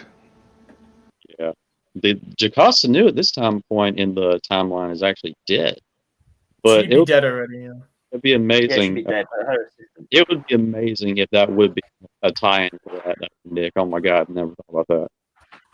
I think it again. What I've seen from Andor at the moment, like those types of things make sense. It isn't doesn't feel forced. Like, she's not going to probably say, oh, by the way, I'm this. It's just it's going to come out naturally that she was working in the Jedi Archives.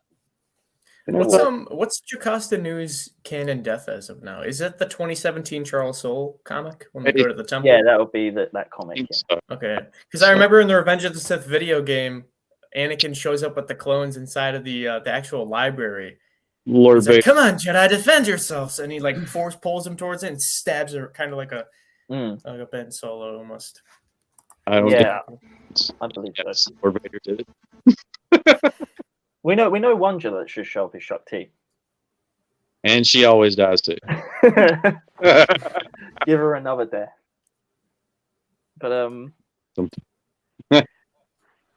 but yeah, as I said, I'm digging the show. I'm excited to see, because apparently Tony Gilroy was talking about the music in the show and how there's an instrument that because he was talking about what did he take home from set. And apparently there's this big, huge instrument that they built for the show that plays an integral part in the show in the final episode. The Wookiee horn! No. The Wookiee horn. So apparently they built this special instrument which will play a big, massive role in the final episode and actually be used in the... Here you go, spoiling stuff again, eh, Nick? No, this is what Tony the showrunner. It'd be cool if they made that big bell tower hammer drum thing that guy was smacking, a live action thing that was at Celebration, so people can just go up wait in line to grab one of them and just start smacking it. I love that in the trailer. I love when that's playing the drums. especially in the the intro, the violins, it's so dramatic. I love it. We live in the future with like laser weapons and stuff, and we can't even get like an automated church bell or something to go off on its own. We have to send a guy up there. What the hell? Yeah. Right, guys, I'm gonna split. It's been awesome being here. For everyone, good night. All right, Arjun. Later. Seeing you, man. Everybody. Yes. Later, bro. Stay awesome, bud. Yep. Stay awesome. I agree. But yeah, the music in this show is probably the best music I've heard in a long time. Like more than Kenobi for sure. Like again, Kenobi's score is not nowhere to be seen. I mean, Ludwig's score I do like in The Mandalorian, but I just love the whole violins in this and the whole because they actually played the music live on set when they were filming each scene. So Nicholas, who scored it, was actually there with a full orchestra, and they done the music while they were actually on set, which is I think it's pretty cool. Like for the actors especially, like they're in the environment, they hear the music and stuff, and it just gets you going. I don't know why that reminds me of that one meme of it's like a dude at the on the beach playing a piano, and it's like playing Star Wars soundtrack music, and then it's like when Duel of the Fates starts playing, and it's like the guy playing the piano is like on fire. I mean the prequel music is more rock and roll, where this is very like espionage, like what it's designed to be in the sense of a lot more quiet. Yeah, and like every single character, at least like main character that like the camera's following, has some sort of role that relates to like espionage and like a spy kind of sleuth vibe. Like I was saying, Mon Mothma, she has to pretend that she's Imperial, even though she may disagree. She still has to play her political role in front of Sly Moore and all these other, close Imperial Circle people. We just got to wait and see that breaking point where, like you guys were saying, that one thing that tips her over the edge and says, F you husband, F you daughter, I'm going to Yavin to stare at some star charts. Do you think it's blow not you her, up? though? Do you think it's going to be more, because she opened a new charity as well, she's opened a new foundation, he questioned her on the foundation. And he was like, oh, what is this? Like, and she went, I thought you don't care about charity. So I think it's going to be, he's going to try and look into these accounts and realizing how much money goes out, and then that's when he's going to follow the paper trail that leads back to Luthen. Yeah, probably. That could be the bridge between like the stories. So like Luthen's side at the museum is like one camera angle, shot following, and then when they merge together. Yeah, it'd be cool. Yeah. Also, I love Luthen in the mirror when he puts the wig on and he does the Joker stuff. When he's like changing his personality. Skarsgård does a fantastic job. Yeah, dude, he's easily a favorite character, man. It's Bootstrap Bill. Yeah, like the actor has so much great range. Like I was saying it the other day, that like between like the face, acting, putting on the mask and everything like that, and going to get casting and everything like that. Nice motivational stuff there, but like the moment where he was on that planet, which again, Aldani. Yeah. Planet Scotland. Scotland. Yeah. Scotland planet. Yeah, Highlands. I'm glad I got that cleared up with Frank. No, like, he was there, and like how he said, like, he was calm, he was, all that sort of stuff. But the second she looked over and everything, he's like, look at, and everything like that. I was like, oh god. Yeah, when he says like, this is what it comes down to. Yeah. Like if there's anything faulty, you cancel the mission straight away. That's what he says to Val. He said, if you want to lead, this is what you got to do. Well, he understands that people's lives are on the line too. It's like high stakes. So don't you want to put a stick in their eye for real? And that's what Cassian Andor. That's what I loved about the scene where they're looking at in the most recent episode, which pays off in the sense of they were like, oh, we don't know how much counterweight that the transport's got to have. It's like, you don't know like how much weight there is. Like, how are we going to get off the runway? And they were like, He's like, well, then I'm flying it. You guys wouldn't have a successful mission without me. Exactly. Yeah, I like that. Mom, what does the cat say? I don't know. What do you say, Franny? He thinks Andor's a masterpiece. 10 out of 10. 11 out of 10. Sorry. It would give it a 12 out of 10 if you got a treat. But, you know, not bribing the cat. Rate the show. I think the cat's tired. Show is over 10,000 from my point of view. I think it's the best thing on Disney Plus, which is not a high bar. Oh, that's not a high bar, unfortunately, but yes, it is. It is really the best thing on Disney Plus. I think so as well. We are only 5 episodes in. I think it's up to par with The Mandalorian for me, but in a different way. Yeah, I think they're both good, but in a different feel to them.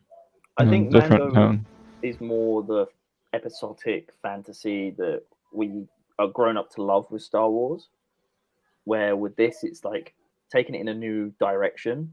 Because I think people don't like people who are whinging about the show being too boring and stuff. And I'm like, Star Wars needs to do different things, because if it doesn't do different things, we're going to go down this path where we know that it just doesn't lead to any success. It just repeats itself and repeats itself and repeats itself and becomes just like boring old thing that we've seen over and over again. Where Andor breaks that tradition and goes, okay, we're going to take it into this different direction. We're going to show a different genre in the Star Wars universe, because it's a big universe, and we're not supposed to like everything that comes out of this universe. Because if we like everything that comes out of the universe, it's like you not everyone likes every type of food. Yeah, we like food, but there's a Dark Horse comic that is called Agent of the Empire, and it sucks, honestly. That's just my opinion. It's supposed to be a spy-oriented comic. It's got 2 trade paperbacks to it, and I think Andor is better than it. I don't like Agent of the Empire. Like you said, we're not supposed to like everything. I think Andor is hitting. They're trying to at least hit specific marks when it comes to that, though. Even if it's considered slow, I think the people that are calling it slow are typically the people that don't have a lot of patience to begin with, right? I think also this show has shown a lot of YouTube channels up where because after the first 3 episodes, they turned around and went, "Oh, my viewership hasn't gone up. I'm not going to cover it anymore." And that's unfortunate too, because someone on the media will say it sucks, and then all of a sudden people will watch the episode, but they still go back to what that person said and they just blindly follow. Yeah, and I think that shows that with the show, it shows the YouTubers that are covering it are just they want either the big huge explosions or this thing sucks. Where if they get something that's actually that build up, they're like, oh, I can't cover it because no one's interested. Well, the interest for this show isn't up because it isn't a show that's directed.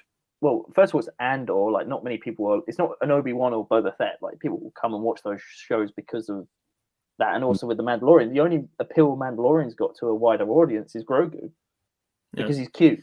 And don't go in expecting anything either. I think that's where a lot of people's problems lie. They go in expecting something that they've always wanted to see in Star Wars, or they're going to say it sucks if they don't see this Easter egg or this specific character. If you go in expecting something, you're going to set yourself up for disappointment, because it's like people with She-Hulk, JT. Like, everyone's been hate. Well, everyone hates. Listen, everybody lost their minds when she was twerking. I'm like, you know what? I'm going to give it one more try. And then I was just like, okay, now. No, She-Hulk is bad. But then Daredevil oh gosh, no, dude, no, that show, no, man. Dude, when they make a poop joke in the second one, like, I know we're trying to keep these streams bad, not negative, but dude, every Disney show, and Arjun and I watched all of Moon Knight together. That's the only Disney Plus Marvel show I watched. It gets too goofy. Like, Marvel's like, hey, you guys want some more goofiness? No, I want Marvel to be a bit more serious again than the goofiness. There needs to be a balance. That's another reason why Robert Downey Jr.'s character was the most enjoying for me, because it was serious, but he added some quick wit to it and made it fun.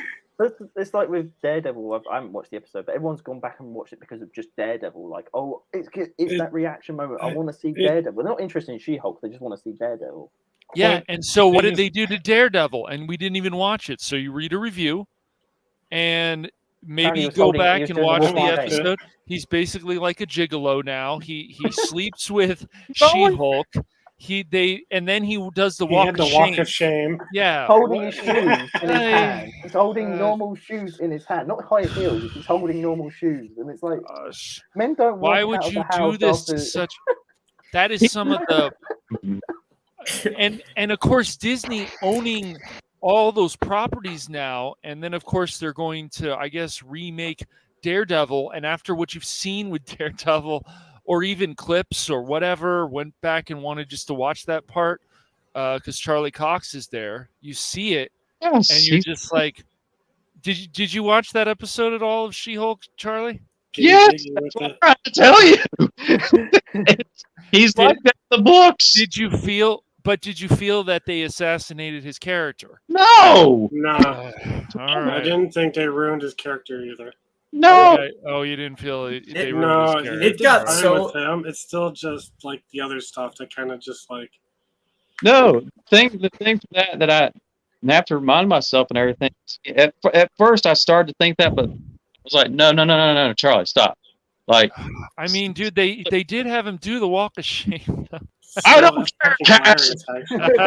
I like the actor, dude. We will always agree on that, Charlie. But Cash. Listen, it got so bad in She-Hulk to the point where I gained consciousness. I gained consciousness during the show where I basically was sitting at the TV and I was thinking to myself, wow, I'm really watching a scene, an actual filmed Marvel scene of a woman in her 30s with dating troubles at a makeup convention because she doesn't like the fact that her name She-Hulk is copyrighted. Well, how is this relatable to me at all? What's interesting, right? Well, what's interesting is like there's so much good source material. It's the same thing. I know some of you guys like Hawkeye. It was the same. She was a badass in the comics, though. That's the source material. Yes, she is. Well, and then she stays. Wasn't she? Yeah, she stays as She-Hulk after a while. She can't go back to be human again. And it's not only going back.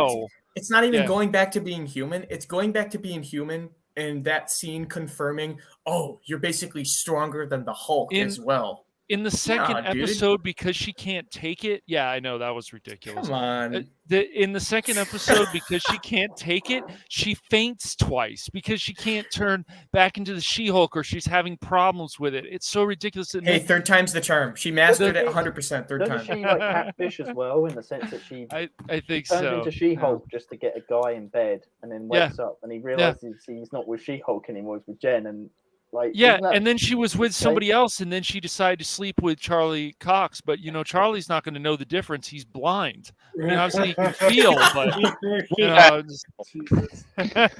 taking advantage of the blind. Right? That's what's going on, Charlie. No, it's not. The blind have rights too. Yeah, they do, man. You already knew. Like that on a post-it. So you're telling me, Charlie, if you were blind, you would sleep with the She-Hulk? Is that what you're saying? Who wouldn't? No, Cash. If Bix was there, then Charlie would be like, there we go. That's true. That is true. She is an attractive woman. The thing that that my buddy told me about and everything was one like and yes, I do really hope that he goes back to the red outfit and everything, but we are getting, of course. But we are getting a complete series of like him and everything like that. But this was like an Easter egg to his original suit and everything back in the comics when he first appeared way back in the day. But he's for whatever reason, I don't remember last time we seen Daredevil. God dang it, Cash, you haven't seen anything. I just realized. I haven't watched all of. Oh I haven't watched season 3 yet. Yeah, I haven't watched season 3 yet. No. Get on it, man. Find out next episode of The Click, where we talk about. We go back in time. Without spoiling it, look, the man achieves a level because he does a lot of great things with a lot of great people, and in the books, he's actually a pretty cheerful guy and likes to sleep around and stuff like that. He can be dark. Yes, he can be dark, and he is dark in the books. Who doesn't? But for the love of time, oh my God, dark joke. I love it. But No, like You wanted that She-Hulk juicy shaking twerking ass, you know. That's what I blocked that out. I did block that out. I blacked it out. I do not show. Charlie Cox is the reason I watch it. That's the thing with the show, in the sense of I mean, I haven't watched She-Hulk because I can't get myself around to watching the Marvel shows, except Werewolf by Night. I think the only reason I gave that a shot was it was a 50-minute special, so it was only 50 minutes of my time. Where She-Hulk, which had a bigger budget than Obi-Wan Kenobi,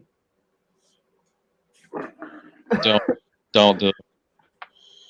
Had a bigger budget, and I'm just seeing people leave the show, especially after the weddings episode. I don't know if you guys watched the wedding episode. Watched the episode after the She-Hulk, and her friend goes like, "You can't come here dressing up as She-Hulk because you're taking away all the attention from me." So I watched it. And then then the bride gets drunk and goes, "Turn into She-Hulk again! Oh my god, my friend's She-Hulk." Well, yeah, she's drunk. Yeah, it's all about her. And from what I gather from the show, it's just like people get like a lot of guys turned it off because they were like, "Oh, it's not related to me." And I think the issue with the show is it's written by Hollywood women writing about Hollywood men. Yeah, exactly. Where they think every man is. Even the action is just like, bleh. It's very bleh. One was them playing like what is it? They're throwing a bunch of demons in a demon hole, I guess. Okay. That lasted 2 minutes, and then I have 40 plus other minutes to watch of whatever. Like complaining about your 8 my minutes of love the life. credits. Well, I didn't understand why whenever she was fighting with Daredevil, she would also destroy as much property and everything as she did. I'm like, these are supposed to be heroes, and they're just destroying everything around them. She's like just chucked a fucking car off, at him. basically, having a little fight, a little play around fight. Before jumping in bed. I'd be pissed off being in that world. I'd be like, man, all these superheroes just fucking my car up, dropping a parking garage for no reason other than just they're flirting. Yep, they're flirting, so they're wrecking my shit. Yeah. First, people start disappearing out of nowhere and turning to smoke and everything. I get wasted out of 5 years of my life, and I come back to this. The hell, come on. Yeah, Just you come back to the Hulk and Daredevil flirting and crushing your car in the process. Daredevil was he was in the Spider-Man movie, wasn't he? The last one to come out. Yeah, he caught a brick or something. Oh yes. I mean, again, it's fine having Charlie Cox show up, and I heard like a lot of people enjoyed his performance. It was just it was the walk of shame, and like the show writers men don't, after having fun with a woman, don't pick up their shoes and walk out the house without putting those shoes back on their feet. They're not high heels. That was proper way of saying that. Good job. But good job. I mean, like, I've never seen a man walk out of a nightclub holding his like flat shoes in his hand, like, oh, I just, my legs are this is what? But no, it's I watched that episode for that. I'm just waiting for his show, but I'm not one for that show. I wish it the best and everything like that. I enjoy seeing Wong. I enjoy seeing, the cameos and stuff. But I checked. To use that though, Charlie, in the sense of the cameos. Yeah. Sorry, Maul's got to leave. Take it easy, man. Oh, I love the double-sided because it's like I'm not gonna expect. Oh, look at it! He's watching. He's doing the walk of shame. He's walk of shame and off the screen. But no, I've just got like with the cameo point. Is that what people are waiting for in Andor? Because we're so used to each episode having a cameo or having this the characters that we've known and loved for so long. Dude, that's what we're waiting for in Andor. I think Wong is going to be the new Stan Lee, isn't he? Well, he's going to turn up. Wong's going to turn up in Andor. Well, I think Wong in like all the Marvel shows is like he's considered the new guy, right? We just see it in Saw Gerrera's partisan, and then just see this portal open in the back. I need your help. The abomination is running through town. Deadpool everywhere. Yeah. No. Wong visits Saw Gerrera. He's like, "We need your help. Abomination is running through town. Lies, deceptions." Now, that's what I love about Andor, man. I know I've gone at nauseam at this and everything. And me, JT Vlor, and a bunch of other people have talked about this, man. Like the actors and the storytelling and taking away like the force sensitive stuff. If it makes sense for the force sensitive people, could come in and not, be inserted in and everything. Like this show is amazing. Like the acting is legendary. I love the. I said I think this the other day, JT. 2 days ago when we were talking. We streamed for like the past week together, so I couldn't. No, it's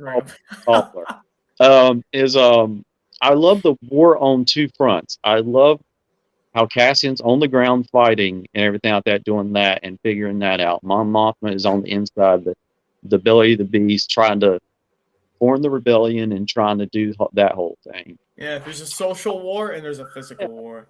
Love this show so much. Like great acting. Hearing the TIE fighters and everything like that just gave me so much joy. There was an interview with Tony Gilroy getting so excited over. Someone brought up sound design and he got like really excited in his chair. He was like, "Oh my god!"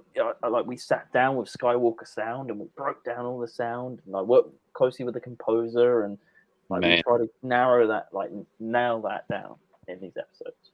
That's awesome. Which you don't hear that's what I like about this show in the sense of what's been talked about. Take away the nonsense today politics stuff. But when they talk about actual like production design and stuff, they get so excited. Like Tony gets so excited. Where with Mando, they spoke about the volume, but the volume is so limited on what you can do. I think we saw that with Obi-Wan, where you can tell in Obi-Wan when the volume's being used and when you're on location. Where in Andor, it's seamless. Like you don't know if you're on a soundstage or if you're on location. I think the only time you can really tell it was on a soundstage is when Piran and Mon Mothma are in the car, because it had to be. You can't you can't be flying through the sky in real life. Even though really, Nick? Nick. I haven't found my DeLorean yet, man. Boots, man. That's where it's at. I mean, Arnold Schwarzenegger used them in Jingle All the Way. Jingle all the way. Put that cookie down. The cookie down. I must admit though, that scene on Coruscant when they're in the speeder was such a beautiful shot. Like I just love that speeder, and you got the lights reflecting off the top. I think besides the camera angle from inside of Zam Wessel's ship from Attack of the Clones, that's the first time we've ever been inside like a car-style vehicle in Coruscant, especially it being nighttime as well. I mean, we've only ever seen Coruscant at nighttime during the Zam Wessel chase as well, or like during like transition scenes, like Bail going to the temple when Appa was like, "You need to leave, sir." But even then, it's like slightly background. Anakin's running to the ship to get to Palpatine's office because he senses whatever. But it's like so quick, you know. And then you got the opera scene as well, and that cutscene. Oh, Padme standing on the balcony when she's brushing her hair and telling Anakin about wanting to go back to Naboo.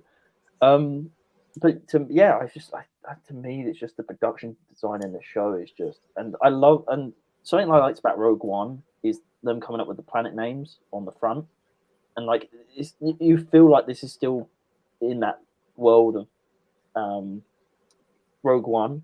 Like you can easily connect these two and have like a big, huge, long feature. Yeah, man. And it just seamlessly goes into one another. We were talking about the end of season 2, if that was going to be the end of the series, have it butt right up against to the scene of the alleyway where where Cassian ends up killing that guy on the Ring of Kanaf. I think that place is called. Yeah, I love that. That would be an awesome parallel, man. Because that way you can go right into episode 4. Like the opening of Rogue One is that scene. So like the first pilot scene of Andor is him, there's two guys following him, and they do a very stupid thing.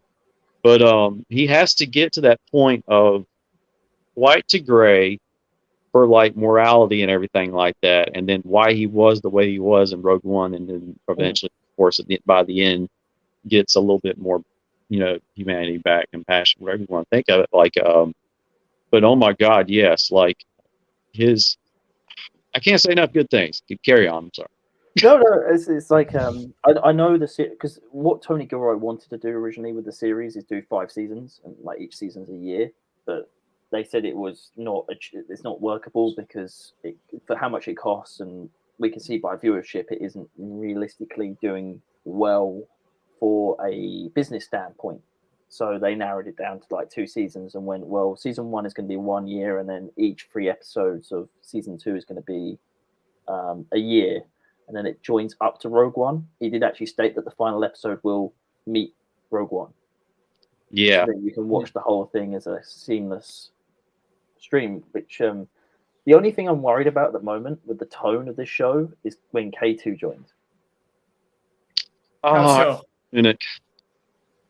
In the sense that I think when K2 joins, humor might be out of place a little bit in the sense of the writing of the show. I don't think so far in the show that we've gotten anything that was like obnoxiously forced humor. No. B2's been the only one that's really had a humor. And and if you actually look at B2 Emo, like the name, it's very similar to K2 SO. Yeah, so weren't you saying like it would be cool if his programming and his mind and stuff was put into the security droid? Yeah, it's put in, and then that's when we get K2 SO. That'd make me feel more sad, like when he gets blasted trying to protect him in the end of Rogue One. The what was the one in was it episode 2 where Cassian was waiting inside the ship while Luthen was talking to the rebel and everything? Mod. Yeah, the mod that's on it controls the ship, Fondor ship. Yeah, I could have swore that sounded like Alan Tudyk. I could be wrong again, but like, yeah, I'd be down for like both of those things, or even it just brings like that. Whenever I heard like he was like coming back and everything, because again, I try and dodge spoilers left and right, but now it's almost impossible. But whenever I seen that was the one thing where I was like, yes. Well, he was announced in the cast back in when did Ewan McGregor come out? I think it's 2019, wasn't it, when Ewan came out on D23 stage? I think. Yeah. And that same day is when Diego Luna and Alan Tudyk came out and talked about Cassian at the time, but Tony wasn't attached at that point to the series. He came over and took over the series and rewrote it and stuff. But I'm cautiously optimistic in the sense of how they will handle. I think they'll handle K2 fine. Do you think he'll turn up in the final episode, or do you think season 2 is when we get introduced to K2? Maybe 2, maybe season 2. Maybe not. Might be a little. Yeah. Still more like character development, but like still, I wouldn't be opposed to it or anything if it's like a last minute thing, like when they invade or destroy that like Imperial base or something like that, and they run into this little this destroyer droid of death that we've seen in like flashbacks and everything like that, like about Terminator, and just like he takes it out and just keeps it with him. I remember in Jedi Fallen Order, the game demo when it was on Kashyyyk. Yeah. And it ends like he's talking to the Wookiee, and the K2 unit just comes out of nowhere and just grabs Cap. It's scary, dude. They come at you like this. Yeah. And then they lunge. Terminators, man. Yeah, they are. That's what they're supposed to be. Another thing with Fondor. I don't know. Do you guys know where Fondor comes from? I've seen it in Black Ops 2. What? No. Oh, Battlefront 2. Battlefront 2. Yeah. In the space. In the space, one of the space maps that you play on is Fondor, and I think that's a sequel. Fondor is the planet you go to where Iden Versio comes from.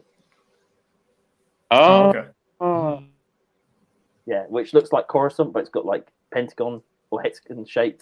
Oh yeah, that's the Coruscant that J.J. Abrams wanted to blow up, but Disney said no, we can't do that. It's too important. So he had to create a fake city planet. Yeah, Hosnian Prime instead, which I don't know.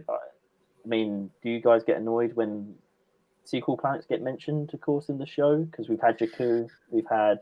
I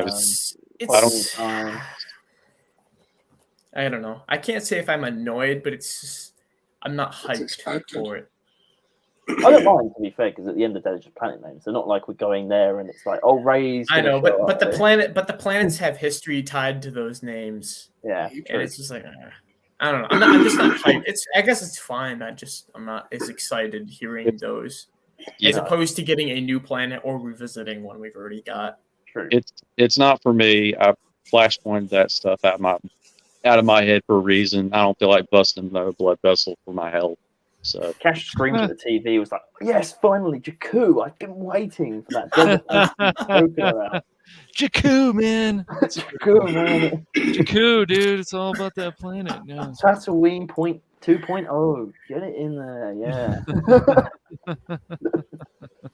That'd be cool. I don't know. Oh yeah, that's the one from Battlefront 2's campaign, right? Where they got the big space laser satellites that point at the planet. I know Fondor is in Battlefront 2. Yeah, and Battlefront 2, I don't know, like the old games, it's just like, oh, dude, you want to play? And it's like you play for hours and hours and hours and hours, and you just can't stop. But Battlefront 2 and even the Battlefront, it's just like you don't feel the same. But the old games, you were just like ready all the time. Yeah. I don't know. They have a replayability factor, but also again, I don't want to go back to those old games all the time because then I can't relive the same feeling of going back. Fondor is the shipyard planet where they build Star Destroyers on the types of same rings that we see in Scarab. You fly the X-Wing and you fly TIE Fighters and you save it from the Rebellion and stop from blowing up all the last of the Star Destroyers. It's like the mission before what's the project thing that Cinder. Project Cinder. You're talking about right. The big satellite looking thing. Yeah, that's what you save. That's why you go to Fondor to get those places. Yeah. Yeah, Vader's right. I'm wrong. Sorry. Rock on, Life Day. I'm apologizing to a woman now. I need to. Oh no. You gotta stop mansplaining, man. Mansplaining, terrible. Good job, my secret assassin. We have to do this kind of project. So, are you guys annoyed that there's not enough aliens in this series? Because I've seen that is a big. I had this discussion with my friend, some of the people I'm working on the Star Wars project for, Nick, and they're like, we need more aliens in Star Wars, and we were talking about it. I says, well, I mean, it's nice, but anything that's added needs to mean something. So if the aliens are added and they don't really mean something and they're just there, no, not good. Well, I don't know if I agree with that entirely because that's kind of what George was doing when he was creating. Okay, that's fair. Wow, that took a lot of convincing, Cash. Way to have faith in your own statement. I know, right? No, but I agree we do need more aliens, but in the sense that we already did see a couple cool looking ones. There was that one bodyguard one that they walked up to. And he said, like nothing. You look at characters like Darth Maul, and I've had a discussion with my friend about this before, and she's like, "Oh well, they talk about these characters in the newer Star Wars didn't mean anything. Well, what about characters like Boba Fett or characters?" I'm like, but can't they just also be mysterious?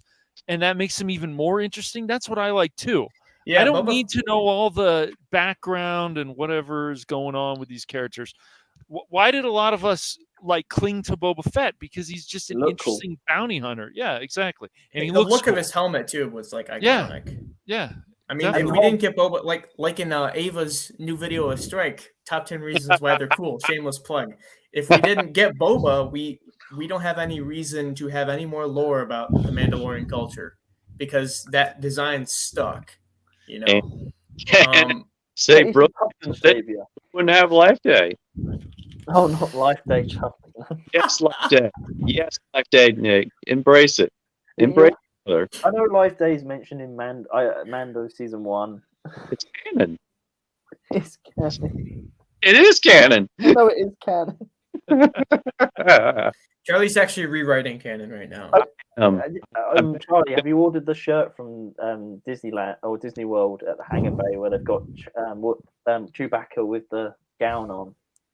I didn't even know they had that. Yeah, they've got holidays. They've got holiday clothes. Hey Nick, I know you're a Lego guy. One of the Lego specials mentioned holiday, or not the holiday, Life Day as well. There is loads. Even yeah, you can't escape it, man. Did I mention it in Solo? Might have mentioned it in Solo. I'm not too sure. Yes. It's there. Of course it is. Even though George hates it and wants every copy burned of that thing. Yes. John Favreau just goes, "It's the best thing ever in Star Wars, so I'm going to use everything." It's in Star. How could you not like that? I bet Life Day is going to get mentioned in Andor. Our next episode will be the first thing. It's like it'll be Nemec going, "I can't wait to get back after I've defeated the Empire and go back to Life Day." I will never stop laughing just for the fact of watching Strike's face. The whole show will be derailed based off of All right, back to aliens. What we were yeah, let's not. No, don't get Charlie off on this tangent again. And this never usually goes well. Yeah, white shirt. But no, the reason why there's no alien. I don't destroy the universe. No, Florida. I'll wear the white shirt. I too. I'm always wearing black, so I mean, think about that one. Aha. Yeah, exactly. Exactly. That's why I have to do it. I have to suppress the monster inside of me. But no, as I was saying, like the reason why we have no aliens in the team that's on the heist is that they're infiltrating an Imperial base. Why would there be aliens in it? Like, if you're infiltrating an Imperial base who are racist against aliens, then why would you have Oh yeah, I forgot about that. They were pretty racist towards Thrawn when they were making him. Yeah, but then he ended up being like using tactics that were not even thought of. So they just didn't gotta care love about it. Thrawn because, like, yeah, the Empire. I'll just use them. You know what? Oh, don't you like the Empire? Sure. Yeah, they're amazing. I feel like it is. I know a lot of people want Thrawn in it. I think the reason why people want Thrawn in this show is to have him well written instead of having like dialogue. Dude, if they found a way to add him into this, they don't need to add these characters, but I can see why people want these things that they've had before. They read and they're like, oh, we could see it in the big screen, but Thrawn will pop up because we're going to get a Thrawn show. We're going to get Thrawn in Ahsoka, definitely. Yeah. There's no way but I don't know if we need to see. But the Ahsoka show needs to be as well written as Andor. This needs to be the standard for Star Wars. I don't know if we need to see Thrawn in Andor, though, in the sense that the Empire is the big baddie of Andor. We don't need. They keep trying to put a face on it. He wouldn't be trying to create the villain for Andor. But the Empire, they're trying to show that the Empire is the villain. The Empire in total. He's still in the unknown region, if I remember right, or if at least he's at the cadet training in this timeline. He's at the cadet training, I think, at this time, Charlie, because in 2-3 years' time he becomes Grand Admiral. So I'm guessing he might be Admiral right now. Yeah. And then he becomes Grand Admiral because he doesn't become Grand Admiral until Rebels. Because when we first see him in Rebels, that's when he turns up. It might be too gray. He might still be running around on that one planet with long hair. Who knows? Who knows, man? He got troopers, didn't he? He cut it. I remember that towards the latter part whenever they discovered him. But yeah, I thought that's where he was. Thank you for reassuring me, Nick. I had his moment. Yeah, I'm sure it's to that point. But I mean, I wouldn't mind seeing it. But I like Major Podcast, who is the guy who sits at the top of the ISB. I think if we're going to see any Imperial, it's going to be Yularen, because Yularen is ahead of the ISB as well. That would be pretty wizard. I love the guy. I don't know the actor's name. I know he played on Game of Thrones and stuff like that, but the Imperial ISB guy. That's Major Podcast, is the character's name. Yeah. We are healthcare. Well, I know Yularen is Tom Kane. Hope he's doing well because he's recovering from that stroke he had. Yeah, man, that's a bit ago. But yeah, I must admit though, I love that they filmed this in England, not because I am British, but to have that British accent for the Imperials. Nice thing, yeah. I'm saying it's just nice to have British people speaking Imperial because I'm sorry, but Americans don't do very the good. British are the bad guys. That's right. Those evil Brits. The evil. We always had like evil is like I cannot believe Cash just said those evil Brits live on YouTube. I did. That's right. Man, come on. I love everybody. Hey, there's two more aliens I wanted to mention from the show. There was that big one, all right? Mm-hmm. There was the one in the background when they're like getting all their gloves and their gear and stuff to go to work. He like quickly walks by in the background, but he's got a really crazy like Joker smile that's like ingrained into his skin and really tiny eyes. And then you had also the Jawa type characters that are running, and then you also got the little guy that's on the taxi run, isn't he? Yeah. He's the one that's whinging to the guy, like saying about Canary. Yeah, and the dogs as well, with like the Rancor faces. Yeah, and then in the first episode, in the brothel on the stripper pole in the back, that is the species of Ochi of Bestoon, which is super funny because if you don't know anything about that guy in the comics, I'm not even going to describe. Yeah, but even the bartender, JT's from Solo. Well, not the same. It's the same species from Solo who's on the yacht and says like, Dryden Boss is just up with the governor at the moment, and he will come and see you guys soon. That's when we first meet Dryden. I got to rewatch Solo. I can't. There's a lot of Solo references. It's a pretty good movie. It's pretty good, I think. I think Rogue One and Solo are at the top when it comes to the trilogy that shall be named. Yeah, I rather watch the two standalone movies to that trilogy. I don't even know the reference of it. Yeah, I agree. Don't worry, we're getting Babu Frick in season 3 of Mando. I don't like him. I want to punch him like a football. I don't We're not just getting one though, guys. We're getting 4, I think, from the leaked trailer. They're like 4 of them, all like round. So it's not just one Babu Frick. No. I don't know. Just no. And I don't want to see him like inside of a mech suit either. No. We're gonna see Grogu driving IG-88, and it's gonna be saying "Heyo" and then like wrecking a legion of troops. No, I'm good. Please God, no. I'm real good.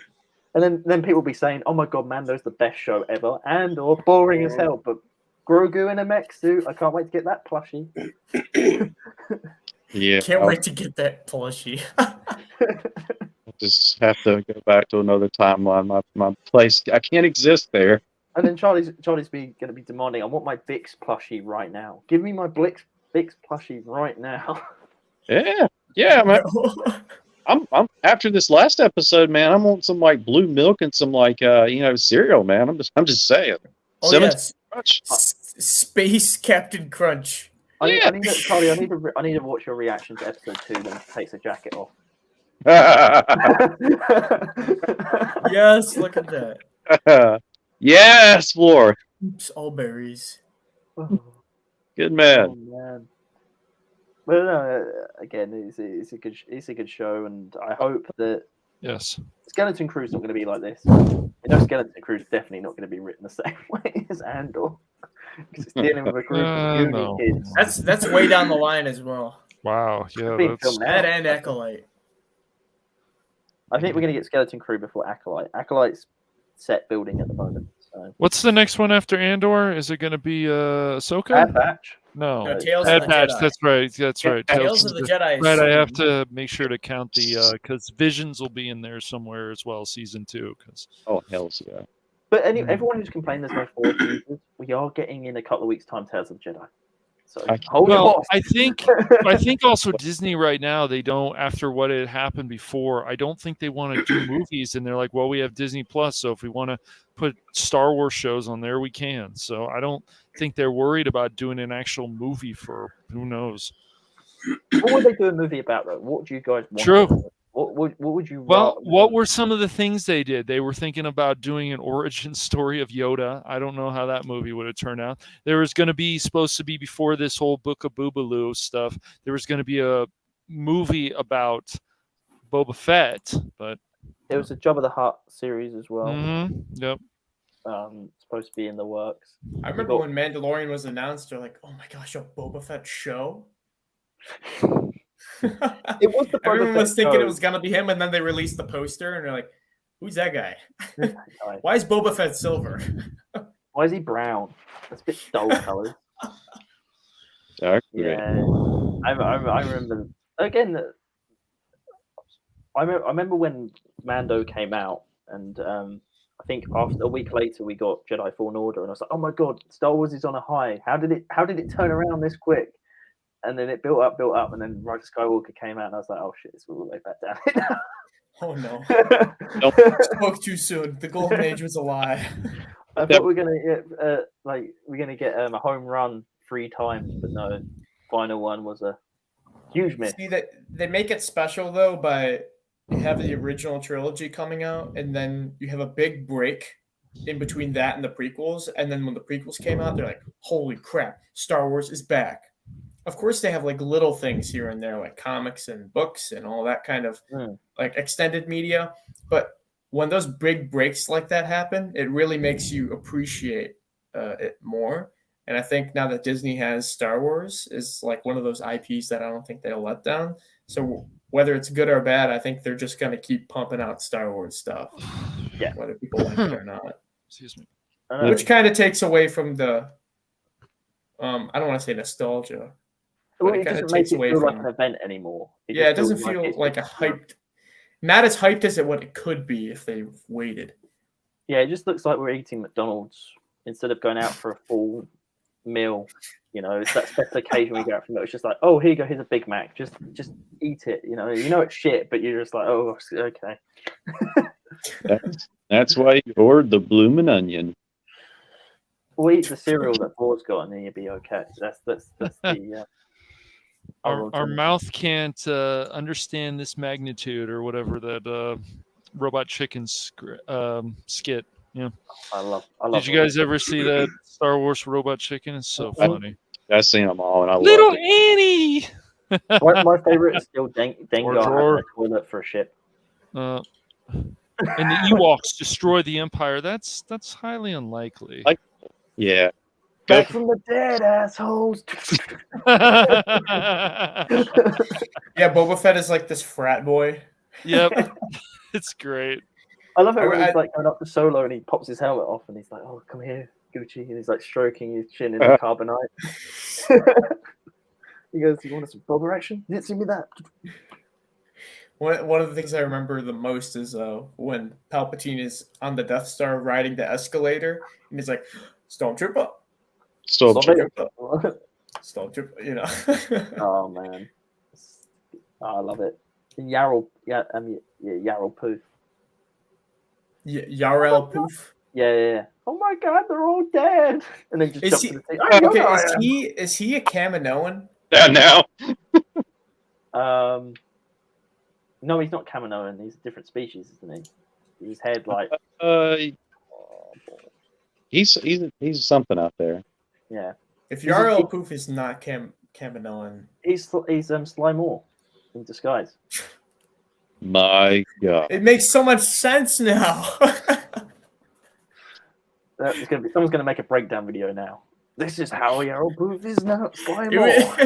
It was like Survivor. Everyone on the Jedi Council walked up to the podium and voted whether they wanted Anakin to be a master or not, and Yarl Poof was the only one that wrote yes.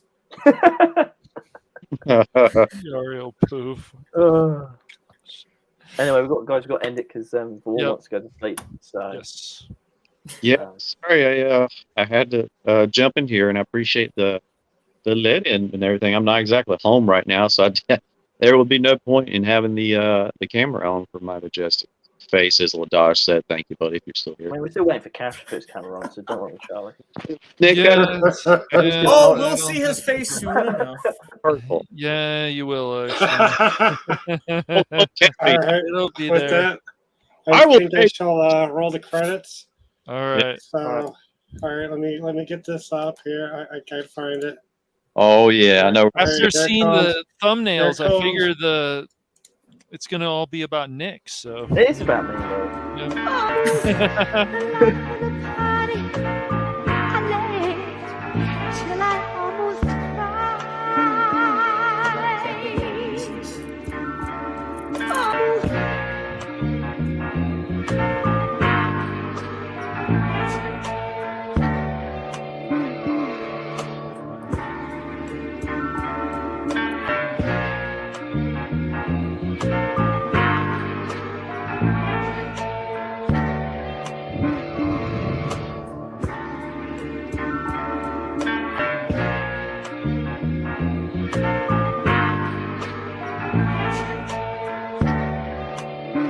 JT looks so angry.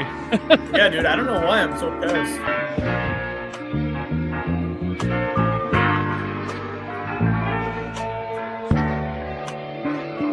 Oh boy, here comes the madness. We also have the best for last. The super chin, man, it's over 9,000. Come on, Cash, you robbed us from this the whole time. You could have had your camera on. This is our only fix. It's like a drug. Oh, okay. Music, singing music to the chin.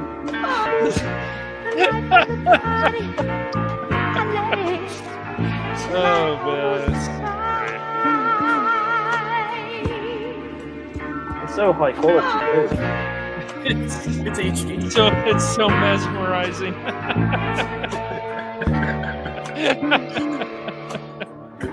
No pixel inside. All right, thank you everybody for watching. Have a great night. We love you.